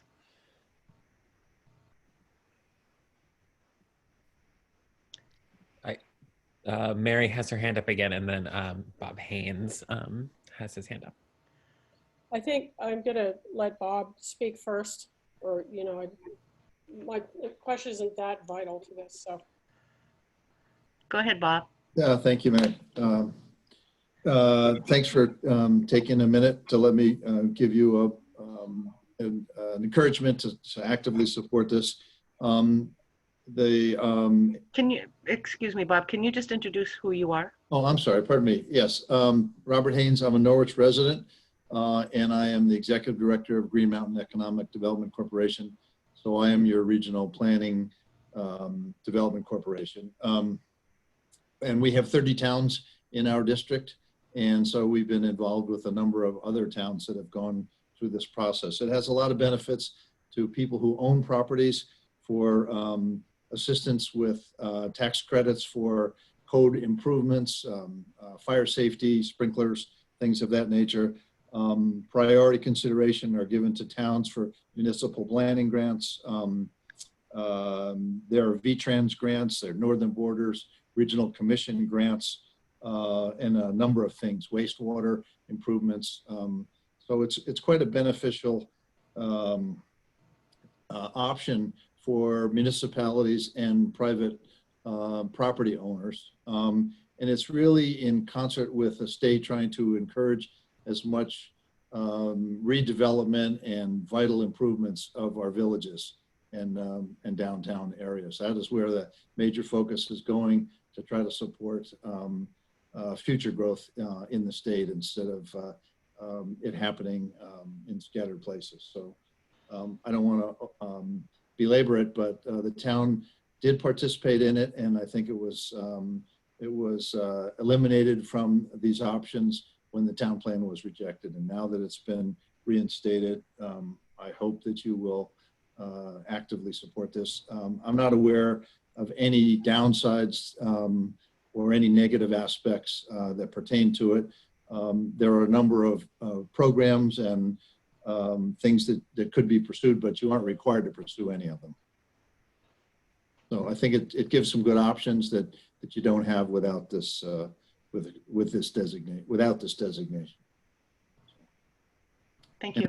And a letter that I think was in your select board package to summarize this. Thank you. Any other public? Linda Cook has her hand up, and then Mary is back with her hand as well. Oh, Mary, did you want to speak first? I know you No, referred to. I'd like to hear public comment, and then I'd like to speak, please. Okay, Linda, go ahead. Can you hear me? Yes, ma'am. Oh, sorry. Well, we could before you muted yourself again. Okay. No, I think it's been a great program and done Linda, a lot of work for. Sorry, Linda, I don't think you provided your locatable address last time. Oh, I don't know. What am I at? 147 River Road. Thank you. I think there are a lot of opportunities for transportation development, the historic district. I'm not sure if there's any cost to the town for some of the programs. There is, if I'm clear on this, at Act 250, that if we're qualified, the mixed-use housing projects are exempt from review by the Act 250. Is that correct?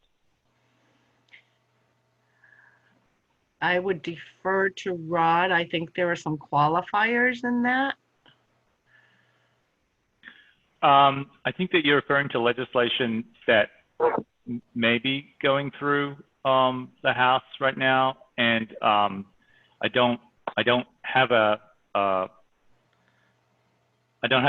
succinct and accurate answer to give you right now. So I'm gonna go find out, but I don't actually think that that's in place. And that being said, you know, the viability of a 10-unit or more multi-unit housing project in the village area, absent access to a wastewater system, is highly unlikely given the practical limitations of dealing with wastewater. I mean, the biggest thing I see with this is that we really need to put together a capital plan that can address a sequence of going forward to progress, because this could really benefit. I know Hartford did very well with one of these grants in revitalizing the downtown area. That's true, but what I guess what I'm trying to point out is that we're at a completely different scale here. So really, what's envisaged is renewal of the downtown of the village center designation, which will facilitate existing property owners and buildings receiving ongoing subsidized support through tax credits and similar instruments, and both in regard to the scope for redevelopment and the kind of redevelopment that could take place in the designated village center. It's extremely limited. Linda, Okay. if I'm not mistaken, are you referring to the neighborhood development areas that potentially, if they lie within a half a mile of the village center, are exempt from Act 250? Well, that's one of the questions, yes. Yes, and you'd have to apply. The town would have to decide that they wanted to apply to have a neighborhood development area. And it has to be within designation, and so there's been no discussion of that either in the plan or in other venues, and so that would be subsequent to any reestablished membership in the village center designation program. And you know, I mean, it's theoretically possible, but it's not it's not a topic for discussion right now. It's, yeah. Okay, thank you.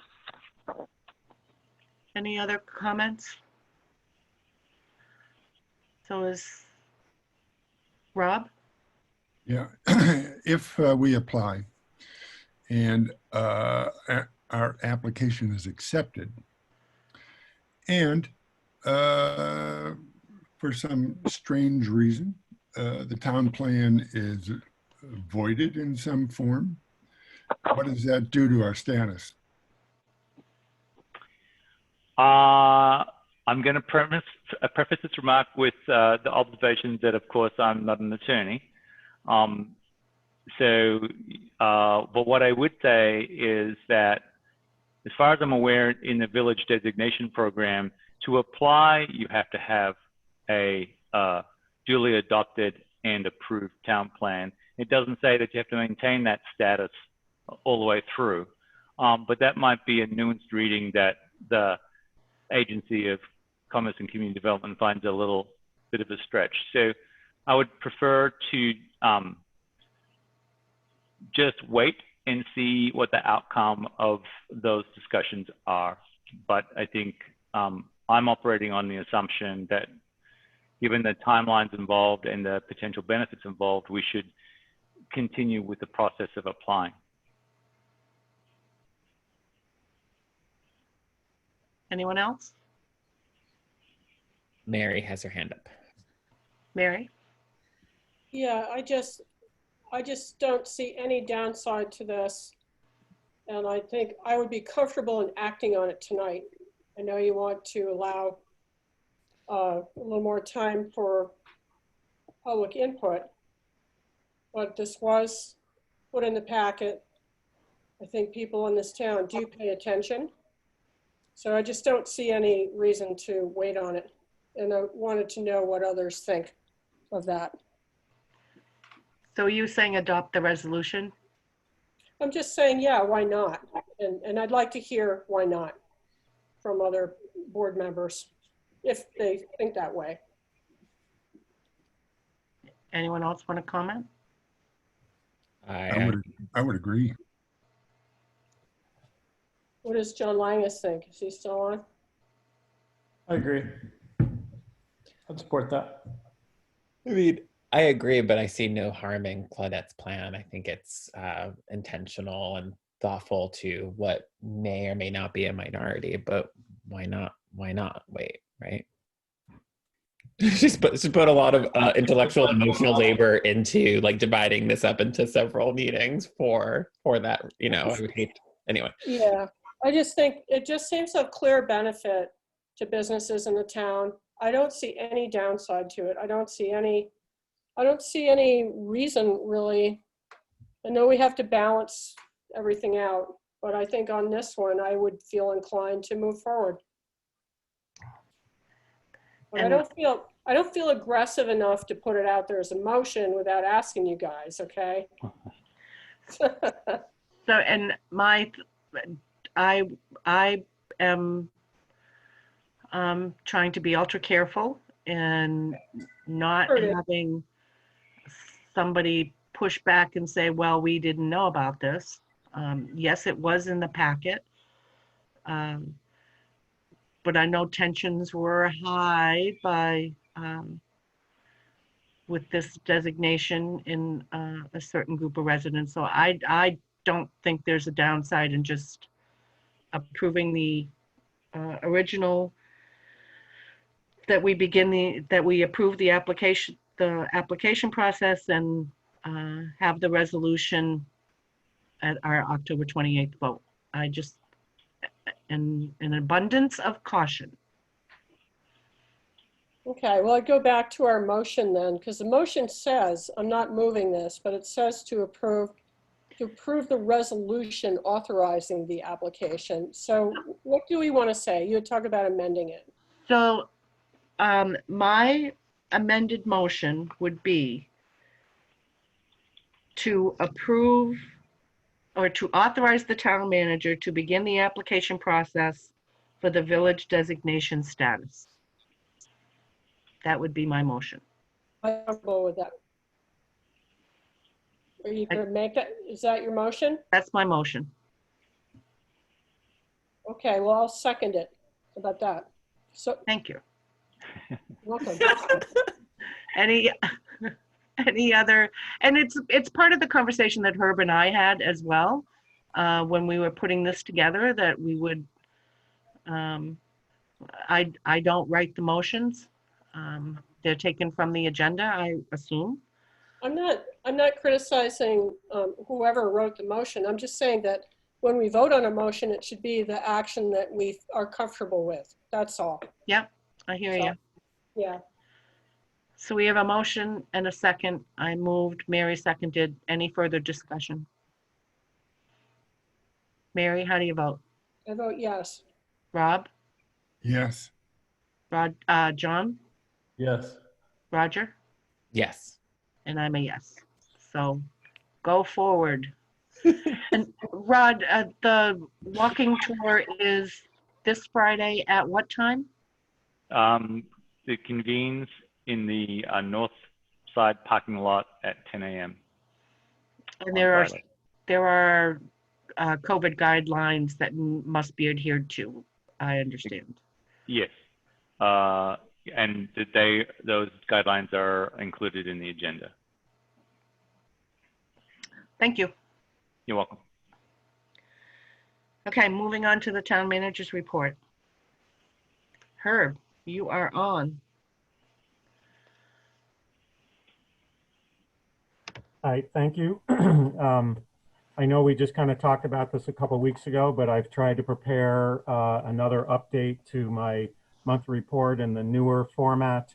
What I tried to, I know that Roger has asked, how are we going to keep going if I'm going to run out of colors with this? But the idea was to, for each new report where there's new information, I would have it similar to what the Department of Health or the state does with regard to the updates on their COVID stuff. I've included stuff in red. So the stuff that's in red is what's new, new information or new written information from the last couple of weeks ago. So if there are particular questions on that, feel free. I mean, a number of these we just had a very brief discussion on with regard to the town plan. And I think you can see it trying to mesh with those activities. And even after tonight, there'll be some update to some of that for the next report. So if you have questions on that, feel free to ask me. Just to add in terms of that on some other stuff, the staff is on task with providing me their budgets by the end of the week, hopefully, because that's what I told them to do last February. And then, so I'll be working on that to finish up the budget and get it to you folks, hopefully on time from what I agreed to do. That would include the capital budget update for the union contract. My understanding is that the union is meeting tomorrow to decide to ratify the contract or not. And I know that's an executive session item later on, so if you need any more detail on that, I can provide it then. But just so you'll know, we seem to be finally getting toward the tail end of this process. On some other, just quickly updates, just to see if there's anything on there. I think there's some change to the town warden statutes that I think I have to absorb, but I think because of the emerald ash borer that's coming out, they've actually, I've got to talk to Thad Goodwin about what can occur and what can occur with regard to the new rule changes, but I would encourage you to reach out if you're interested in that kind of stuff as to what may happen with regard to that aspect of things. And then also I've been trying to attend a number of seminars related to some of my, what I would, at least tertiary related to my personal improvement plan. The Vermont League of Cities and Towns had their annual meeting last week, and there were a couple things, seminars or whatever in there that I attended. Today was another VLCT webinar on management performance, and more related to sort of HR job descriptions, evaluations, treatment of staff, and that sort of thing. To me, I looked at that also as a bigger picture with regard to, I think it's number 5 in my personal improvement plan. So again, trying to pay attention to those kinds of things along the way. And I'm just seeing if there's anything else that,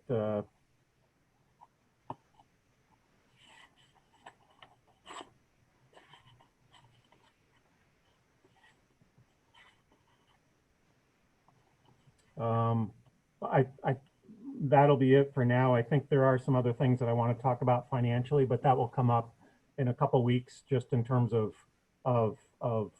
those kinds of things, unless you have specific things on that sort of thing that you want to talk about now. Any questions from the board? Roger? I have a couple questions. One, I'm so thrilled that there was immediate action taken to re-advertise for finance director. And you mentioned a broadened scope in terms of reaching out and advertising. Have we received any applications? And what are your anticipated next steps? So yeah, we did advertise for the fifth time in a broader scope. I honestly spent quite a bit of money doing it this time, where I did the National Association of Government Finance Officers, the state and the New England versions, 7 days up in the Chittenden County area, and then the typical areas where we put stuff. But I also, where we normally do Vermont League of Cities and Towns, they're classified. I also did it with the New Hampshire and the Maine associations. And again, that's not a lot of money, but they do charge from that. So right now we have probably about 10 applications. The deadline, I think, is this coming Monday. The process for the future is to take a look at those, still have that same group that I just had last time, if they're willing to review resumes, figure out, who to interview, who not to, who maybe to interview, and then proceed from there. Some of the applicants are perennial reapplicants. Most are new, and just from a very preliminary scan, again, it's a range of some folks that have some experience and some folks that might be new in the job market. Cool. Well, that's good to hear for a little bit. I wanted to, you don't have it mentioned in your report, but you had mentioned a few weeks ago that you were putting together, I don't believe you had a proper name for it yet, but you referred to it as not a blue ribbon committee. How has that committee indeed been formed, and how is it going? So that the committee, it's a Equality, Diversity, and Inclusion Committee. There is a group that has met now twice. It's made up of I think it's about 8 people. Of those that I mentioned before, I don't have the names right in front of me to relay that, but they are meeting again for the 3rd time tomorrow. We've had some, basically the first meeting was kind of the logistical type of meeting, figuring out sort of how they want to deal with stuff. The last meeting was the beginning of getting into a little bit of the definitional aspect of things in terms of equity, inclusion, and diversity, and to what level of focus, high level, more specific level that they wanted to get into. And we'll be continuing some of that discussion in it, start tomorrow. The general charge for them is to really they have the carte blanche to make the recommendations that they choose to. And then what's really been helpful, I think, along the way as well, is that as some of the members have found or seen information, whether it's being accomplished at the state level or in their regular jobs, they're sharing that information. So it's helping to try to funnel some of the discussion into what ultimately will be what I call doable recommendations, where there may be some low-hanging fruit that are easy to pick out and accomplish, and then some others that are doable but might take more structure, time, maybe a little bit more difficult to accomplish. And that's generally where they're at this point. Anything else, Roger? I think that was it. I mean, I noticed you're moving forward with the Green Fleet Working Group. You had mentioned another strategic committee for Tracy Hall, this in addition to the committee that you were just sort of summarizing. So, and I know that you meet regularly with a finance committee rep. So, you know, are these committees, how's that process going? You know, meetings are often meaningful, but sometimes they are meetings. So how's that going from your standpoint? And are we gaining traction in some of these like areas as a result of these conversations, I guess? I think for instance, the regular meetings, check-ins, as we call them, that I have with Manu are very successful. Yes, we sometimes just have discussion, but I think very frequently we're pretty focused on what we're talking about. I'm not, you know, I'm public on the record of saying that I wasn't really in favor of the fiscal committee to begin with, or the finance committee. But one of the major reasons to meet with Manu is to make sure that we're collaborating, making it meaningful for me, as well as the corollary to that, meaningful for the finance committee from my office to them. And I think part of tonight's discussion with the larger finance committee will play into that. So I do think that there's meaningful discussion occurring there. And I think that there's mutual education going back and forth, where there are some things that I'm sharing with Manu, and I think vice versa. He's made a recent request for a bunch of information that, Manu, I'm sorry, I haven't been able to get to it yet, but the idea is to get them some of the information that they're looking for. With regard to the Green Fleet Working Group, I'm in a momentary pause for that, because initially I was reaching out to a board member to see what general recommendations that board member might have for membership beyond what was discussed at the last meeting. So I've started that process. There was a little bit of confusion initially whether it was a larger group, not just focused on the Green Fleet type of thing. So I went back into the minutes to recheck that. The group I'm supposed to be responsible for is specific to Green Fleet, but I do think that there is the need for a larger discussion that is what I don't want to use, that it's becoming an overused buzzword now, but working group that deals with that. Now that Tracy Hall failed, we still have that 5% reduce fossil fuels on an annual basis until they're gone. There really does need to be that kind of a larger group discussion. And I think that would be important for you guys to consider, either to have some folks to offer some information to you in a larger group setting, like a work session, or to have a group working independently that would make recommendations to you. That's something for you guys to decide. So I'm now refocused on the Green Fleet working group that I have to put together. But I do have a number of names, and the board member has offered a couple other names. I just haven't been able to pull the whole group together just yet. Okay, great. And you know, I put it, and I'll say this one thing and then I'm done with my questions. I think I don't know, I think I was leading the charge and having you sort of be the convener of this group. But, you know, I think for me, I would like it to culminate in a policy ultimately that serves as a budgetary directive, or as well as a strategic planning document. So, but I recognize that this group wouldn't be in the position to write the policy, but they would have a lot of the content knowledge and do some of the digging, particularly with finance and your office, that would be able to be given to us to be able to write a policy ultimately. So, so I guess just to clarify what the charge is, with recognition that you are the convener of it, if that makes sense, and then I'm done.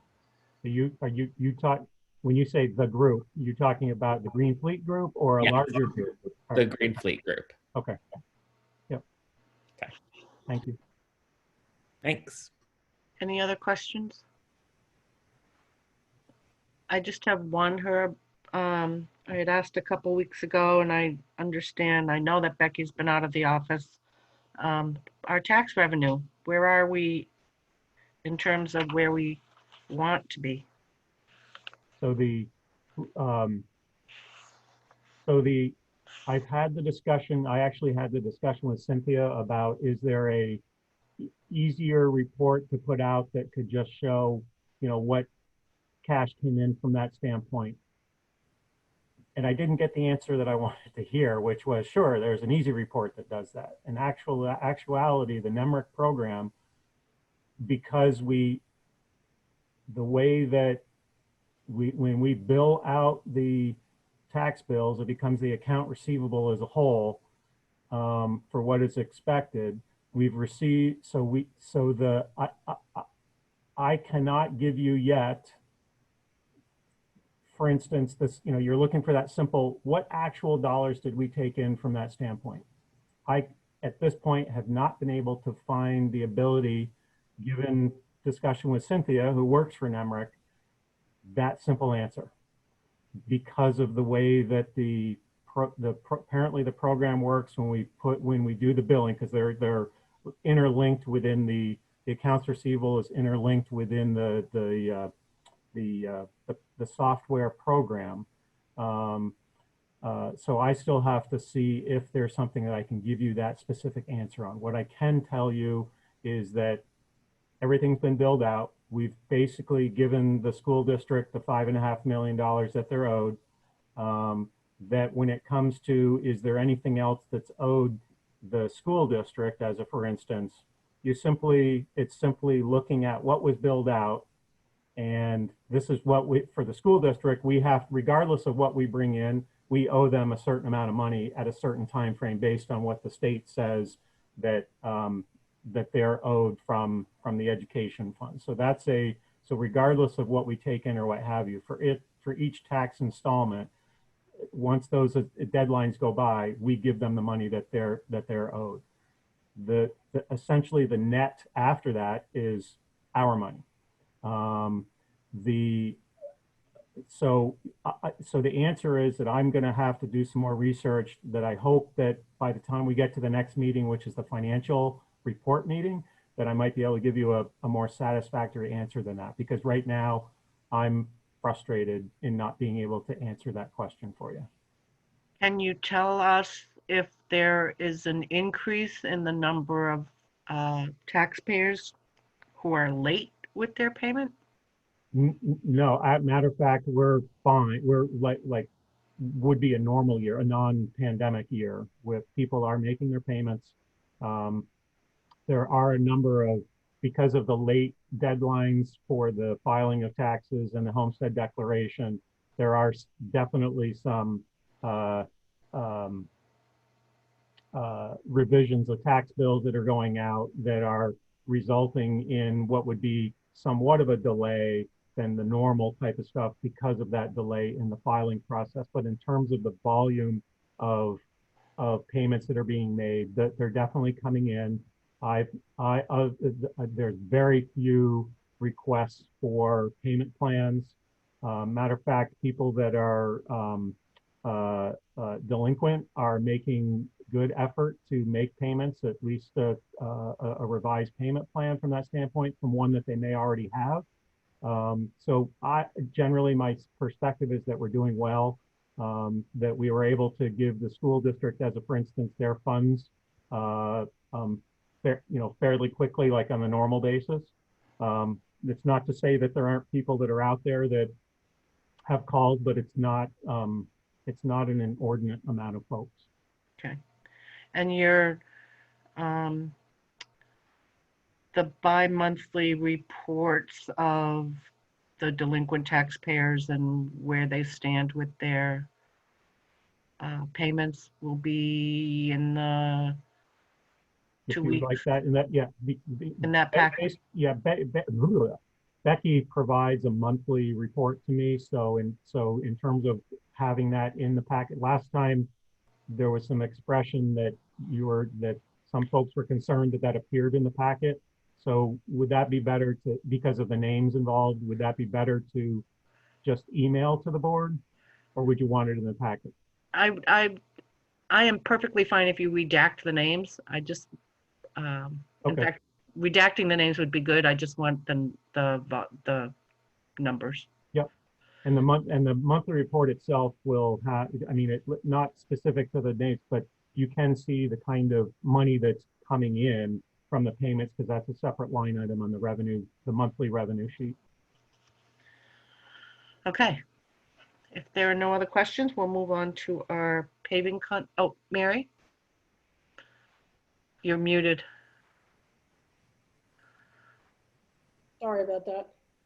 Just related to tracking money, and it might be a stupid question, but since all the money flows in and out of bank accounts, Mascoma Bank, is there not a way to get some kind of an idea of what's been received and what's going out from the bank itself?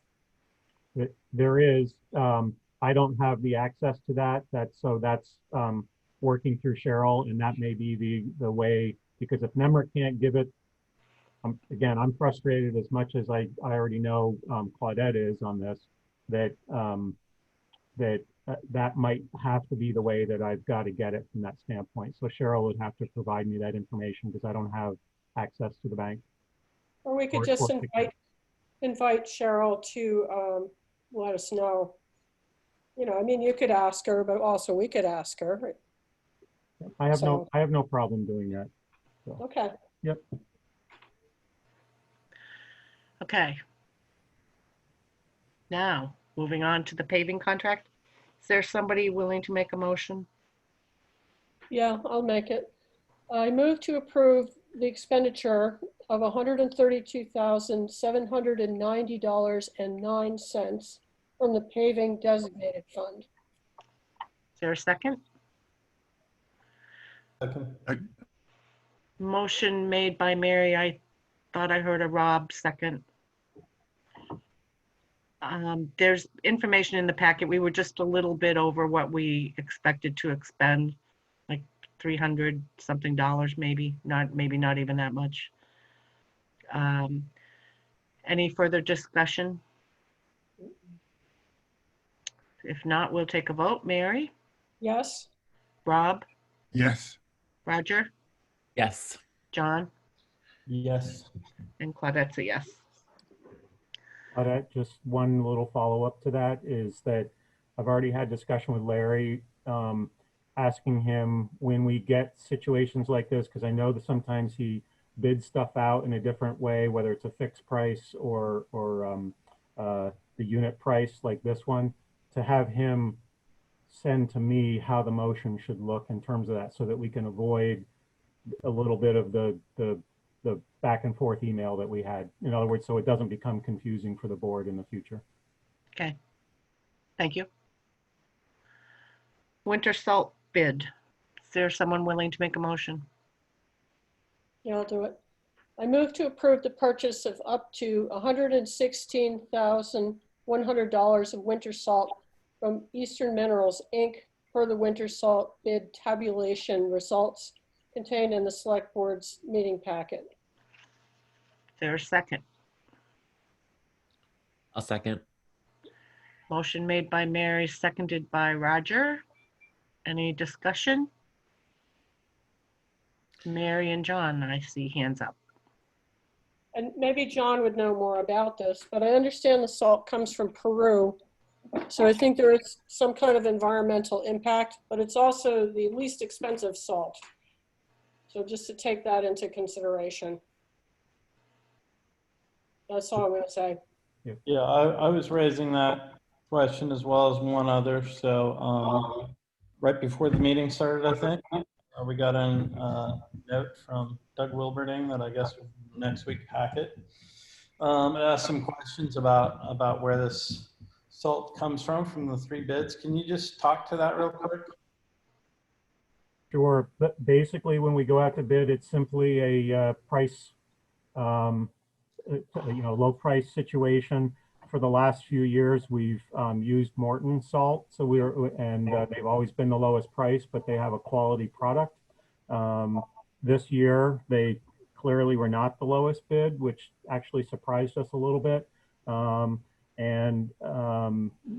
know that it's more of a brown salt, I guess, is the question, or as part of it. So Larry's not familiar with the quality of the product that's coming to us. So we're a little bit nervous about, how that's going to happen. But again, and I've had discussions with Larry about saying, well, when we do sort of our winter sand and salt bids, should we be having as part of the bid process the provision of a sample, so that when we do the bids in the future, it's not just the lowest bid, but it also has a function of the sample that they provide, so that we can determine partially the quality of the product. So again, this one is the low bid, so that's what we're going for based on historically the way that we've done this, and sorry. I can't answer a question in terms of environmental based of this. Do you have something more, John? Yeah, do you just happen to know? So it looks clear from the documentation that the low bid one comes from Peru. Do we know where Morton sources their salt? There's also this bid, which was the most expensive bid, but from a small company that operates, down in the Finger Lakes region. Do you know where Morton gets its salt, or Cargill? As I'm sitting here, I don't. I'd have to ask Larry, because he's got the copy of the actual bids, and if it's got the source for that. But I'm sure we could at least research it if it's not on the bids. So I don't know sitting here. The note from Doug was very on point to what we've been talking about at some of these meetings, and the broader thinking about, what does our carbon footprint really mean? Not just what we're burning right here in the town of Norwich in a given moment, but what fossil fuels are burnt on our behalf based on the things that we buy, right? It's just as valid a question. So what Doug's note points out is that basically you're buying super cheap salt, which raises the quality concern that you raised, that you and Larry are concerned about. And what you're really paying for is a ton of bunker fuel in a ship to haul that really nasty, cheap salt over to you. So I appreciate the note. Appreciate there was some digging that was involved in that note. Looks like Larry had done some questioning as well, just from what's in the packet. I'd like to see us just dig into that a little bit, see what's behind those alternatives, and then remind us that this could be a decision where we say, okay, we'd rather pay more for that salt. We think we can justify some of that because we know that it'll be good salt. We know that it's bought, from a local business. But to whatever extent we think we're paying more for it not to be hauled over here from Peru, we can take that part of the payment out of the Climate Action Fund that was passed this year, for that sort of idea of making up a budget gap for something that under normal budget rules we would pay one price, but we want to pay for something that's a little bit more. Roger? Oh, sorry. No, go ahead, Herb.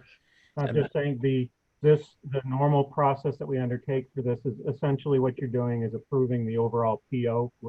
John moved the overall PO for this, and so this is not all purchased at one time frame. This is done throughout the course of the winter. So, my suspicion is that we could probably table this tonight, Yes. and let Larry do some additional research and come back on the 28th.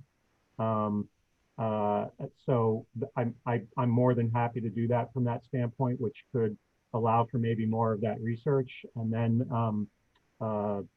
which might either make you more comfortable or less comfortable based on what the bid tabulations came in on. I like that idea. I like the idea of tabling it and getting studying it a little bit more. Okay. Not too close to winter though, but The only thing I would say is spray your roads with beet juice, right? It's just this question, this is, I get very frustrated very easily with these kinds of silos when we take on these questions. And I guess this is why people like call for like wider strategies.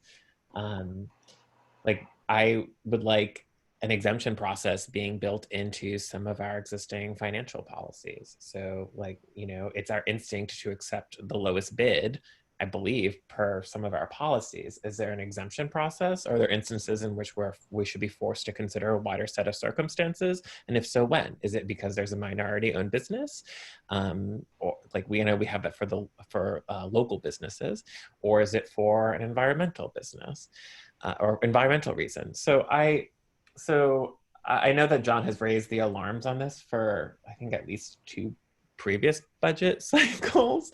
So I don't, so I think we just need to compel the work with policy. And We have that policy. It doesn't say we're committed to the lowest bid. So does it specifically mention environmental reasons? It says, I believe it says quality of the product. Yeah, yeah. That's not the same thing as wanting to opt out of a global commodity, right? Like, so we should think about it and be smart. But like, I really, and I also think the last thing I'll say is, you know, one of the things we kind of hear around these kinds of purchases is that Norwich has certain expectations about what their roads or what their winter should look like. And I would like to know about that perceived value versus the value of environmentalism. This is where good liberalism dies, right? Where like where an accident or just an inconvenience, suddenly these values go out the window. And so we should do the work of convening people's opinions and before we do something as generic as live our values. Although I'm all for beet juice, for instance. Okay, done. So Roger reminds us of a good point that last year we did talk about, and Larry was already working actually on strategies for minimizing salt use, right? So the cheapest solution is to use less of it. And so it would be great to have, when you come back with the updated info on where these different products are coming from, an update on that strategy and how, as part of these decisions we're making, we can also result in less salt on the road to begin. Mm-hmm. Yeah, and that definitely, that's still something different. Yeah, the trying to reduce salt is there.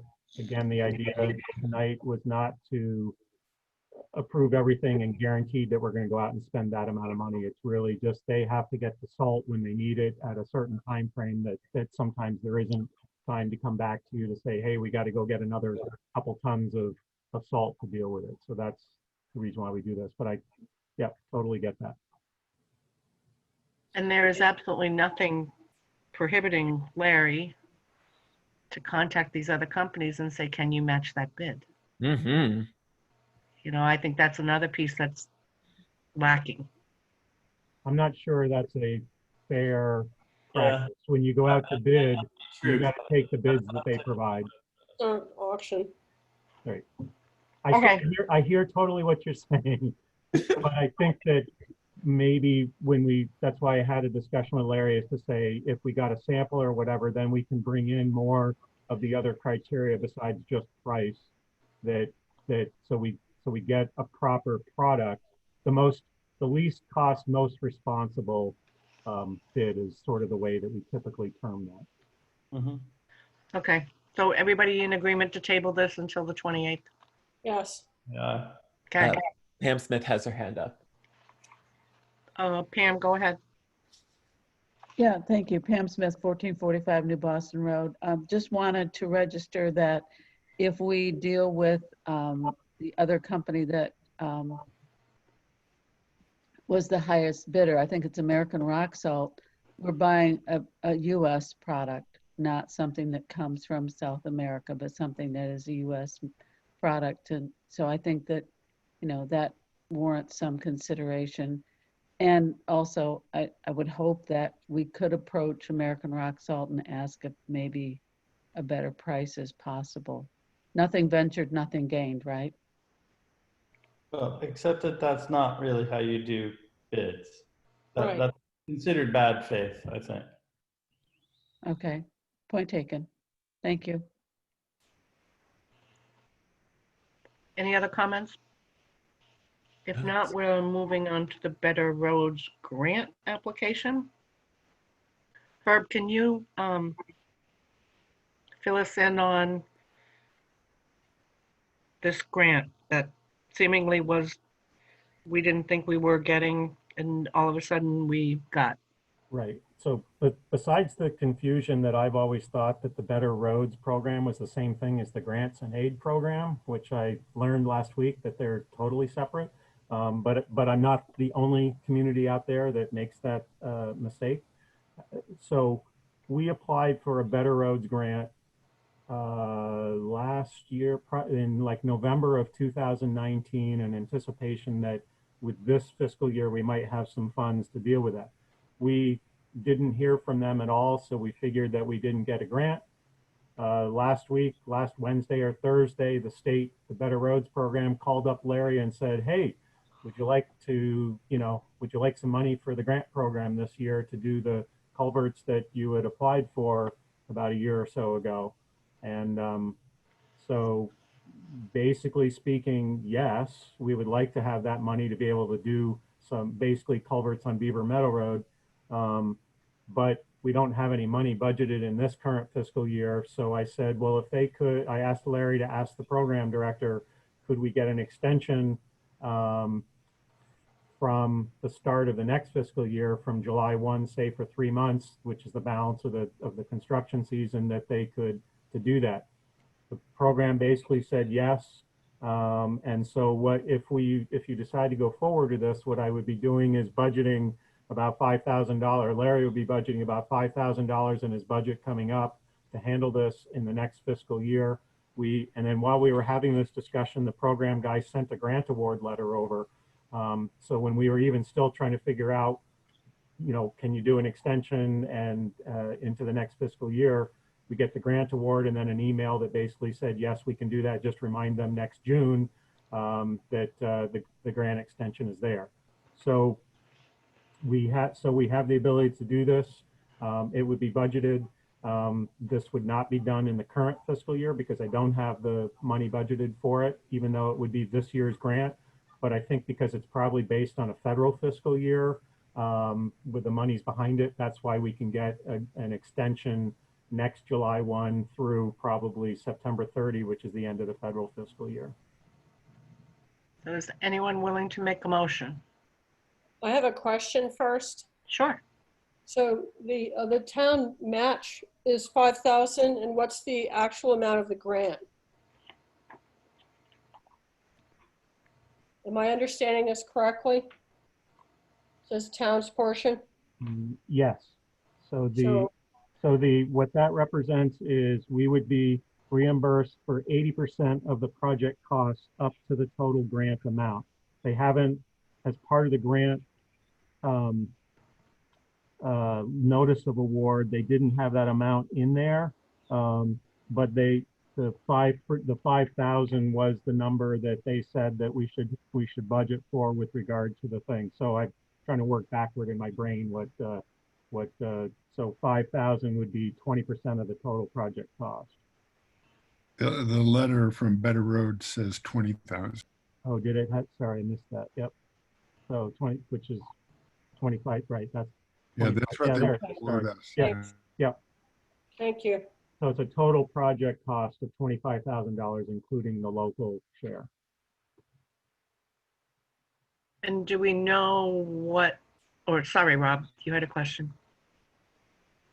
It's not a serious question, but are either the Joel or Ellen, are they Nigerian princes? No, they are not Nigerian princes. I've gotten a few letters from them, and do we know what the culvert work involves? It's basically replacing 5 to 6 culverts. Larry's got them targeted originally on the Beaver Meadow Road. For the area, what he's trying to do is get some of those culverts replaced before there's any more paving on Beaver Meadow Road. So it's that targeted area because that's one of the roadways that is in need of the most repair. Okay.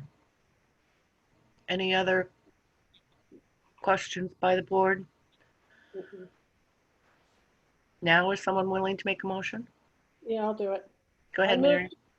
move to include as part of the fiscal year 21-22 budget, $5,000, which is the town's portion of the Better Roads Category B project for the terms of a Better Roads Grant Award, and further to request a minimum 3-month extension to the contract to complete the scope of work. Is there a second? Second. Motion made by Mary, seconded by Rob. Any further discussion? Mary, how do you vote? I vote yes. John? Yes. Rob?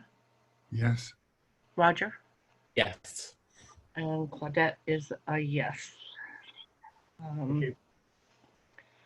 Brings us to our executive session. We do not expect to have any public or any action as a result of this executive session.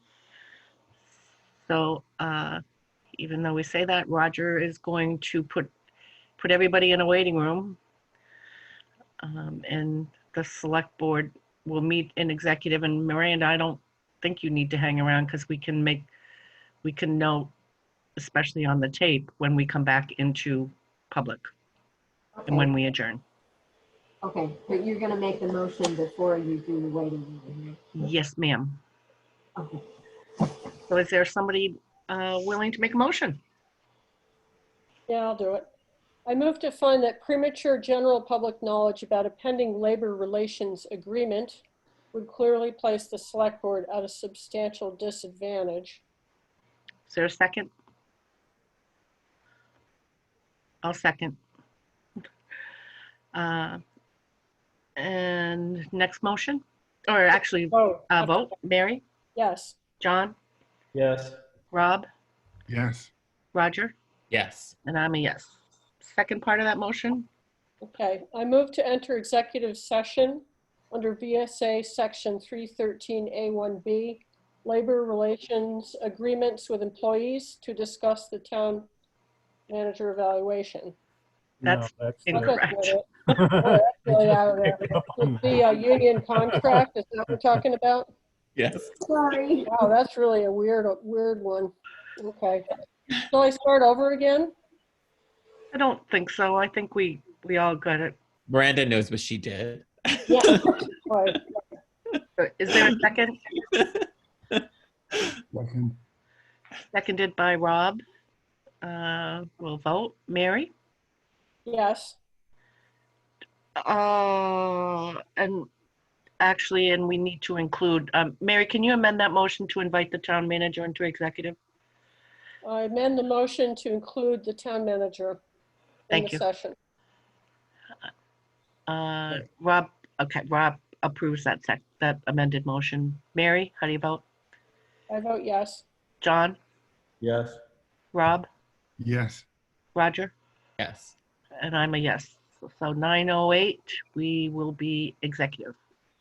I move to enter public session. There's a second. Second. Motion made by Mary, seconded by Rob. Any further discussion? Mary, how do you vote? I vote yes. Roger? Yes. Rob? Yes. John? Yes. And Claudette's a yes. So back in public at 9:22. Does anybody want to keep going? Hey, Not really. it's not even 9:30 yet. All right. Motion to adjourn? I move to adjourn. Second? Second.